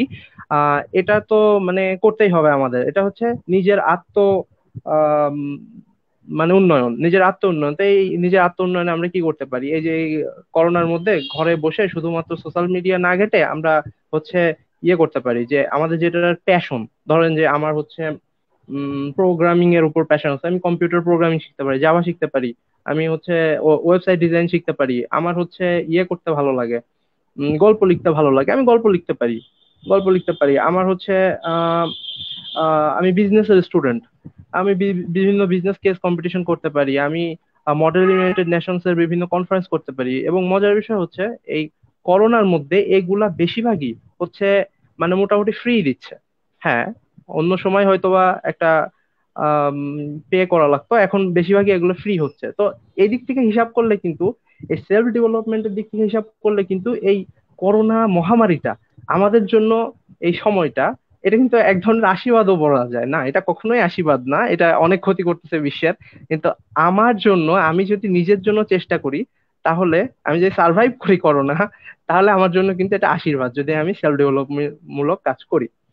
তাছাড়া এই যে অনলাইন প্ল্যাটফর্ম বিভিন্ন কোর্সেরা, তারপরে ফিউচার লার্ন, এরা হচ্ছে এই করোনার কারণে উম, এদের বিভিন্ন কোর্স হচ্ছে স্পেশাল ডিসকাউন্ট দিচ্ছে, ফ্রি করাচ্ছে, আমরা এগুলো করতে পারি, করে কিন্তু আমাদের সিভি ভারী করতে পারি। এগুলো একসময় আমাদের কাজে লাগবে, চাকরির জন্য আমাদের কাজে লাগবে। ওই যে দীপু দাদা বললো না যে হচ্ছে ওই মেয়েটা যদি সুইজারল্যান্ড হয়, আমরা হচ্ছে সুইজারল্যান্ড না গেলাম, আমরা অন্যান্য দেশে গেলাম, দরকার হইলে আমরা আরো ইউরোপীয় বেটার। ইউনিয়নের প্রেসিডেন্ট হয়ে যাব, সুইজারল্যান্ড আমাদের কাছে আসবে সহায়তা নিতে, আমাদের সাথে কাজ করতে আসবে সুইজারল্যান্ড, আমরা ইউরোপীয় ইউনিয়নের প্রেসিডেন্ট হব। এই সেই ধরনের কাজ আমরা করতে পারি কিন্তু এর মধ্যে। মানে নিজের অবস্থান থেকে সেরাটা করার চেষ্টা করা। হ্যাঁ হ্যাঁ হ্যাঁ, আমরা সেটা করতে পারি। তাছাড়া আমরা বিভিন্ন সফল ব্যক্তিদের জীবনী পড়তে পারি। উম আচ্ছা, যাই হোক, এগুলার মাধ্যমে একটা কথা বোঝাতে চাচ্ছি যে যেভাবেই হোক আমরা আমাদের মানসিক স্বাস্থ্যটা ভালো রাখতে চাবো, আমাদের মানসিক স্বাস্থ্যটা অলওয়েজ ভালো রাখার চেষ্টা করব। তো এখানে মানসিক স্বাস্থ্য ভালো রাখার জন্য আরো অনেক কিছু করা যেতে পারে, যে রোজ 30 মিনিট শরীর চর্চা করা যেতে পারে। যে আমাদের ইবি মনোবাতায়ন থেকে অনেক ধরনের হচ্ছে রিল্যাক্সেশন, তারপরে বিভিন্ন রকম হচ্ছে মানসিক স্বাস্থ্য ভালো রাখার জন্য অনেক টিপস, অনেক ব্যায়াম হচ্ছে শেয়ার করা হয়, ওগুলো কিন্তু আমরা দেখতে পারি, এবং ওগুলা কিন্তু আমরা চর্চার মাধ্যমে আমাদের মানসিক স্বাস্থ্য ভালো রাখতে পারি। তাছাড়া হচ্ছে আমরা জীবনটাকে সহজভাবে নিব, তাছাড়া যা খুশি তাই মানে করব না, এ ধরনের অনেক কিছু থাকতে পারে। তো আমাদের ডক্টর হেলাল উদ্দিন আহমেদ, ইনি একজন মনোরোগ বিশেষজ্ঞ, ইনি বলছেন যে কারো মধ্যে যদি চিন্তার বৈকল্য দেখা যায়, কারো মধ্যে যদি আচরণের সমস্যা দেখা যায়, অথবা কারো মধ্যে যদি আবেগের বহিঃপ্রকাশের সমস্যা দেখা দেয়, অবশ্যই আমরা যেন তাকে তৎক্ষণাৎ চিকিৎসার আওতায় আনেন। কারণ আমরা যত দ্রুত মানসিক রোগের চিকিৎসা করতে পারবো, তত কিন্তু আমরা আত্মহত্যার প্রবণতা এবং আত্মহত্যাকে প্রতিরোধ করতে পারবো। হ্যাঁ, উনি যেটা বলছেন, উনি একজন বিশেষজ্ঞ, মানসিক রোগ বিশেষজ্ঞ, মনোরোগ বিশেষজ্ঞ, উনি বলতে চাইছেন যে কেউ যদি মেন্টালি সিক হয়ে পড়ে, তাকে যেন দ্রুত একটা মানসিক স্বাস্থ্য সেবা দেওয়া হয়। ঠিক আছে, তাকে যেন যত দ্রুত সম্ভব এটা থেকে বের করে আনা উম, যেতে পারে। কারণ এটা, এই মানসিক স্বাস্থ্য সেবা না দেওয়া হলে মনোরোগ এক সময় আত্মহত্যায় পরিণত হয়। তো আমাদের এই ইবি মনোবাতায়ন কিন্তু হচ্ছে তাদের জন্যই আছে, যারা হচ্ছে এভাবে মানসিক ভাবে অসুস্থ হয়ে পড়েন বা মানসিক যন্ত্রণায় ভোগেন, তারা কিন্তু আসতে পারেন। আর একটা মজার বিষয় বলি, উম বেশ কিছুদিন আগে আমি একটা ইন্ডিয়ান একটা জার্নালে পড়েছিলাম যে ওখানে দেখাইছিল যে আমাদের যে সুইসাইড হয়, এর আগে আমি বলছি যে পৃথিবীতে আহ প্রতি বছর গোটা পৃথিবীতে 8 লক্ষ সুইসাইড হয়। তো ওইখানে ওই জার্নালে যেটা বলছিল যে হচ্ছে যদি মনের কথা শেয়ার করতে পারে, এই যে মনের কথা শেয়ার না করার জন্য হচ্ছে এই মানসিক সমস্যা এবং এই সুইসাইডে মানুষ বেশি হচ্ছে ওইদিকে আগ্রহ যায় মানুষের, মানুষ সুইসাইড করতে চায়। তো মানুষ যদি মনের কথা শেয়ার করতে পারে কারোর সাথে, তাহলে এই সুইসাইডের পরিমাণ 80 to 90% কমে আসবে। এবং হ্যাঁ, আমরা ইবি মনোবাতায়ন আপনাদের মনের কথা শোনার জন্যই আছি। আমরা psychosocial supporter, we are not ultimate healer. আমরা কিন্তু আপনারা একটা সমস্যা নিয়ে আসছেন, মানসিক সমস্যা নিয়ে আসছেন, একদম সমাধান দিয়ে দিলাম, আমরা কিন্তু সেটা করব না। আমরা আপনার কথা শোনার জন্য আসছি। এবং আপনাকে আমি গ্যারান্টি দিয়ে বলতে পারি যে আপনি যদি কোনো মানসিক সমস্যায় ভুগে থাকেন, আপনি যদি কোনো মনোকষ্টে থাকেন, তাহলে আপনি ইবি মনোবাতায়ন বা যে কোনো আহ কারোর সাথে যে হচ্ছে এ বিষয়টা নিয়ে কাজ করে, মানসিক স্বাস্থ্য নিয়ে কাজ করে, তার সাথে আপনার মনের কথা শেয়ার করার পর যদি মানে তার সাথে আপনার মনের কথা শেয়ার করার পর আপনার কিন্তু সেই আবেগটা বা সেই সিচুয়েশনটা থাকবে না যেটা আপনার এই শেয়ার করার আগে ছিল। এটা আমি আপনাকে গ্যারান্টি দিয়ে বলতে পারি। আপনারা যারা মানসিক স্বাস্থ্য সমস্যায় ভুগবেন, তারা নির্দ্বিধায় ইবি মনোবাতায়নে যোগাযোগ করবেন। এবং অনেকে ভাবতে পারে যে কি হবে, কে কি বলবে, কেউ জেনে ফেলবে নাকি। না, ইবি মনোবাতায়নের পলিসি অনুযায়ী আপনাকে সম্পূর্ণ কনফিডেন্সিয়াল রাখা হবে, ইভেন আপনার নাম পর্যন্ত প্রকাশ হবে না। শুধু তাই নয়, ইবি মনোবাতায়নের পরিচালক পর্যন্ত বা সংগঠক পর্যন্ত আপনার নাম জানতে পারবে না। শুধুমাত্র আপনাকে যে সেবা দিয়েছে সেই আপনার নাম জানতে পারবে, বা আপনাকে সেবা দিয়েছে এই ডকুমেন্টটা বা এই তথ্যটা শুধু তার কাছেই থাকবে, আপনি থাকবেন পুরোপুরি কনফিডেন্সিয়াল। তো সেক্ষেত্রে আমি বলবো, কারো যদি এ ধরনের সমস্যা থাকে, কারো যদি মানসিক সমস্যা থাকে, সবার আগে কিন্তু আপনি ইবি মনোবাতায়নে চলে আসবেন। ডাক্তার হেলাল উদ্দিন আহমেদ আরো একটা পরিসংখ্যান আমাদেরকে দেখিয়েছিল, সেটা হচ্ছে যে আশঙ্কা করা হচ্ছে যে 2030 সাল নাগাদ প্রতি 15 সেকেন্ডে একজন আত্মহত্যার পথ বেছে নেবে। আচ্ছা, এটা বলা হয় নাই যে হচ্ছে বর্তমানে প্রতি 40 সেকেন্ডে একজন আত্মহত্যা করতেছে সারা পৃথিবীতে। কত ভয়ানক একটা বিষয়! এই যে 40 সেকেন্ড যাবে, 40 সেকেন্ডের মধ্যে এই যে এখন এই সময় হয়তোবা কেউ একজন আত্মহত্যা করার কথা ভাবতেছে। কি ভয়ানক একটা বিষয়! সেটা হতে পারে আপনার আশেপাশে, হতে পারে আপনার পাড়া প্রতিবেশী, হতে পারে আপনার বন্ধু, হতে পারে আপনার আত্মীয় স্বজন কেউ একজন। তো আরো মানে ভয়ানক ব্যাপার হচ্ছে 2030 সাল নাগাদ প্রতি 15 সেকেন্ডে একজন আত্মহত্যার পথ বেছে নেবে। এটা হচ্ছে একটা পরিসংখ্যান। কিন্তু আমরা কখনোই এটা চাইবো না। আমরা চাইবো নিজেরা সচেতন হব, আমরা কখনোই আত্মহত্যার দিকে যাব না। এবং আমরা ইবি বর্ণবাতায়ন চাবো যে 2030 সাল নাগাদ আমরা সচেতনতা কার্যক্রম পরিচালনার মাধ্যমে এবং আমরা স্বাস্থ্য সেবা দানের মাধ্যমে এই 15 সেকেন্ডে একজন না, 15 দিনেও একজন আত্মহত্যা করবে না, আমরা সেরকম টার্গেট নিয়ে কাজ করব, সেরকম টার্গেট নিয়ে আমরা অবশ্যই। সামনের দিকে আগাবো এবং আপনাদেরকে আমাদের সাথে আশা করি এবং আপনারা আমাদের সাথে থাকবেন। ধন্যবাদ ভাইয়া। আশা করি। হ্যাঁ, পারি, বল। হ্যাঁ, আমি তাহলে আপনি অনুমতি দিলে আমি আপুর কাছে একটা প্রশ্ন ছিল, সেটা প্রশ্ন হ্যাঁ, করব। অবশ্যই, তুমি আপুকে কোশ্চেন করো। আপু, আমরা এতক্ষণ ধরে বলে আসছি ইবি মনোবাতায়নের সাইকোসোশ্যাল সাপোর্টার। এটা আমাদের দর্শকদের হয়তো প্রশ্ন উঠতে পারে মনে যে সাইকোসোশ্যাল সাপোর্টারটা কি। আমরা তো সাইকিয়াট্রিস্ট শুনেছি, সাইকোলজিস্ট শুনেছি, সাইকোসোশ্যাল সাপোর্টার এই জিনিসটা কি আর আমাদের কাজটা কি? আপনি যদি একটু অল্প কথায় বুঝিয়ে দিতেন আমাদের দর্শকদের কাছে। আমরা যদি বলি আমাদের প্রধান কাজ কি, সেটা হচ্ছে বর্তমানে বলা যায় যে দুঃখের কথা বলতে গেলে আরো পাহাড় সমান দুঃখ শোনায় দেয়, এ যেন পাল্লা চলছে। তো বিষয়টা অনেকটা এরকম যে আপনার মনের ভিতর জমে থাকা হতাশা হোক বা যে কোনো বিষাদময় ঘটনা হয়তো কারোর সাথে শেয়ার করতে পারলে আপনার সমস্যাটা, এক্সাক্ট সমস্যাটা বের হয়ে আসতো। আমরা বলছি না আমরা আপনার সমস্যার প্রপার সমাধান দিতে পারবো, কিন্তু আপনার সমস্যা পর্যন্ত পুরো গল্পটা আমরা মনোযোগ দিয়ে শুনতে পারবো। এবং এই গল্পটা থেকে আপনার যে যেই সমস্যাগুলোর সমাধান একজন সাইকিয়াট্রিক দিতে পারবেন, আমরা এরকম একজন সাইকিয়াট্রিকের কাছে আপনাকে রেফার করতে পারবো, এবং আপনি একটা ফ্রিতে আপনি খুব ভালো মানের একটা সেবা লাভ করবেন আর আমাদের সাথে শেয়ার করতে পারবেন। তো এক্ষেত্রে আরেকটা কথা বলি, আমি শুরুতেই বলছিলাম যে ডিপ্রেশন কারণে সব থেকে বেশি মানুষ আত্মহত্যার পথ বেছে নেয়। তো এই ক্ষেত্রে একটা পরিসংখ্যান আছে, বর্তমান বিশ্বে প্রায় 300 মানুষের মতো মানুষ যারা শুধুমাত্র ডিপ্রেশনের কারণেই সুইসাইড করে, এবং তাদের ভিতরে 5 জনের ভিতর, প্রতি 5 জনের ভিতর একজনই কোনো না কোনো কারণে ডিপ্রেশনের শিকার। আর এই ডিপ্রেশনের বিষয়টা এমন অনেক হয়ে থাকে আমাদের আশেপাশে বর্তমানে। সিম্পলি আমার সাথে যদি এখন কোনো কিছু ঘটে, তো আমি মনে করি কাকে বলবো, ফ্রেন্ডকে, মানে কোনো বান্ধবীকে, ও হয়তো খুব বেশি সান্ত্বনা দিবে, না হয় এই কথাটা আরো 10 জনের কাছে বলবে, তো আমার বিষয়টাতে আমার প্রাইভেসি নষ্ট হবে। তো ক্ষেত্রে হ্যাঁ, ইতি হাস্যরস করেন মনোবাতায়ন অনেকে। আপনার প্রতিটা কথা মনোযোগ দিয়ে শুনবে, এবং তারা আপনার পুরো বিষয়টা বোঝার চেষ্টা করবে না, অতিরঞ্জিত সান্ত্বনা দেবে, অবশ্যই সমাধান দেওয়ার চেষ্টা করবে। আর আপনার কথা, আপনার প্রাইভেসি সম্পূর্ণ গোপনীয়তা রক্ষা করা হবে, এই জন্যই এবি মনোবাতায়ন। ধন্যবাদ আচ্ছা, আমি আপুকে। একটা কথা অ্যাড করতে চাই, আমি কি পারি অ্যাড জি করতে? জি জি। আমরা অনুষ্ঠানের আচ্ছা, প্রায় শেষের দিকে চলে এসেছি, তো সংক্ষিপ্ত হলে হ্যাঁ ভালো হ্যাঁ হ্যাঁ, হয়। সংক্ষিপ্ত, খুবই সংক্ষিপ্ত একটা কথা অ্যাড করে দিচ্ছি। সেটা হচ্ছে যে আপনার এই মানসিক স্বাস্থ্য, এইটার জন্য আপনি যদি মানসিকভাবে ভেঙে পড়েন, আপনি ইবি মনোবাতায়নের কাছে আসবেন।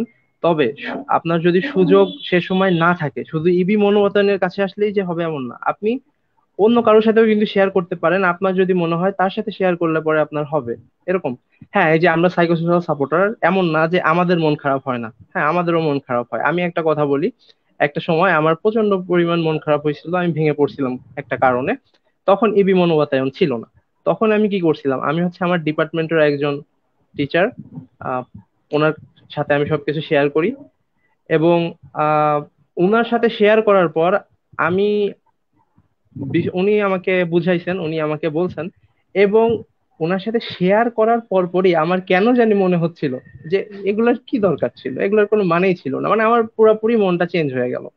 তো আমি এইভাবে বলবো, আপনার যদি কারোর সাথে শেয়ার করলে ভালো হয় এমন কেউ থাকে, তাহলে আপনি তার সাথে শেয়ার করবেন। আর তা নাহলে আমরা ইবি মনোবাতায়ন তো আছি আপনাদের জন্য, আপনারা অলওয়েজ ওয়েলকাম এখানে। এবং অবশ্যই আপনারা কনফিডেন্সিয়াল থাকবেন, এই সিকিউরিটি নিশ্চিত করে ইবি মনোবাতায়ন। এতটুকু বলার ছিল আমার। সবাই ভালো থাকবেন, সুস্থ থাকবেন। তো পারি, তুমি হচ্ছে কন্টিনিউ করো। ধন্যবাদ ভাইয়াকে। আমরা অনুষ্ঠানের শেষ পর্যায়ে চলে এসেছি। শেষ পর্যায়ে আমার অল্প কয়েকটা কথা। আপনার যদি কখনো মনে হয় আপনি হতাশাগ্রস্ত, অথবা আপনার মনটা ভালো লাগছে না, অথবা এমন কিছুর মধ্য দিয়ে যাচ্ছেন যেটা কাউকে বলতে পারছেন না, তখন আপনার পাশে থাকবে ইবি মনোবাতায়ন। আমরা কোনো রকমের সমাধান দেব না আপনাকে। আপনার জীবনের সমাধান আপনি ছাড়া আর কেউ করতে পারবে না, এটাতে আমরা বিশ্বাস করি। সুতরাং আমাদের কাজ হলো আপনার কথাটা শোনা, আপনার কথাটা শোনা, আপনাকে কিছুক্ষণের জন্য হলেও। যেমন আমাদের হাত অথবা পা কেটে গেলে আমরা কি করি, প্রাথমিক চিকিৎসা নেই। আপনার মন যদি ভেঙে যায়, মনে হয়তো কাটাছেঁড়া হলো, তখন প্রাথমিক চিকিৎসার খুবই দরকার। সেখানে প্রাথমিক চিকিৎসার জন্য আমরা শারীরিক প্রাথমিক চিকিৎসার জন্য যাই হাসপাতালের ইমার্জেন্সি রুমে। ইবি মনোবাতায়ন আপনার মানসিক ইমার্জেন্সি রুমও হতে পারে। সুতরাং আপনারা ভালো থাকার চেষ্টা করবেন, অবশ্যই নিজেকে নিজে ভালোবাসবেন। আর নিজের জন্য সবচেয়ে আগে করতে হবে। নিজেকে ভালো না বাসলে আমরা কাউকেই ভালোবাসতে পারবো না। তাই নিজেকে আগে রাখুন, এটা স্বার্থপরতা না, এটা সেলফ লাভ। আর আমাদের সঙ্গে এতক্ষণ যারা যারা ছিলেন, আমাদের সঙ্গে এতক্ষণ আলোচনা করেছেন যারা, তাদেরকে অসংখ্য ধন্যবাদ এত সময় আমাদেরকে দেওয়ার জন্য। সময়ের মূল্য সবচেয়ে বেশি। সবাই ভালো থাকবেন, নিজেকে ভালো রাখবেন, তাহলে অন্যকেও ভালো রাখতে পারবেন। আর শেষ কথা, আত্মহত্যা কখনোই কোনো অপশন না। ধন্যবাদ সবাইকে। আবার হয়তো এরকম আরেকটা আয়োজনে দেখা হবে। সে পর্যন্ত নিজের খেয়াল রাখুন, সবাইকে ভালো রাখুন, নিজে ভালো থাকুন। আল্লাহ হাফেজ। আপনাকে ধন্যবাদ।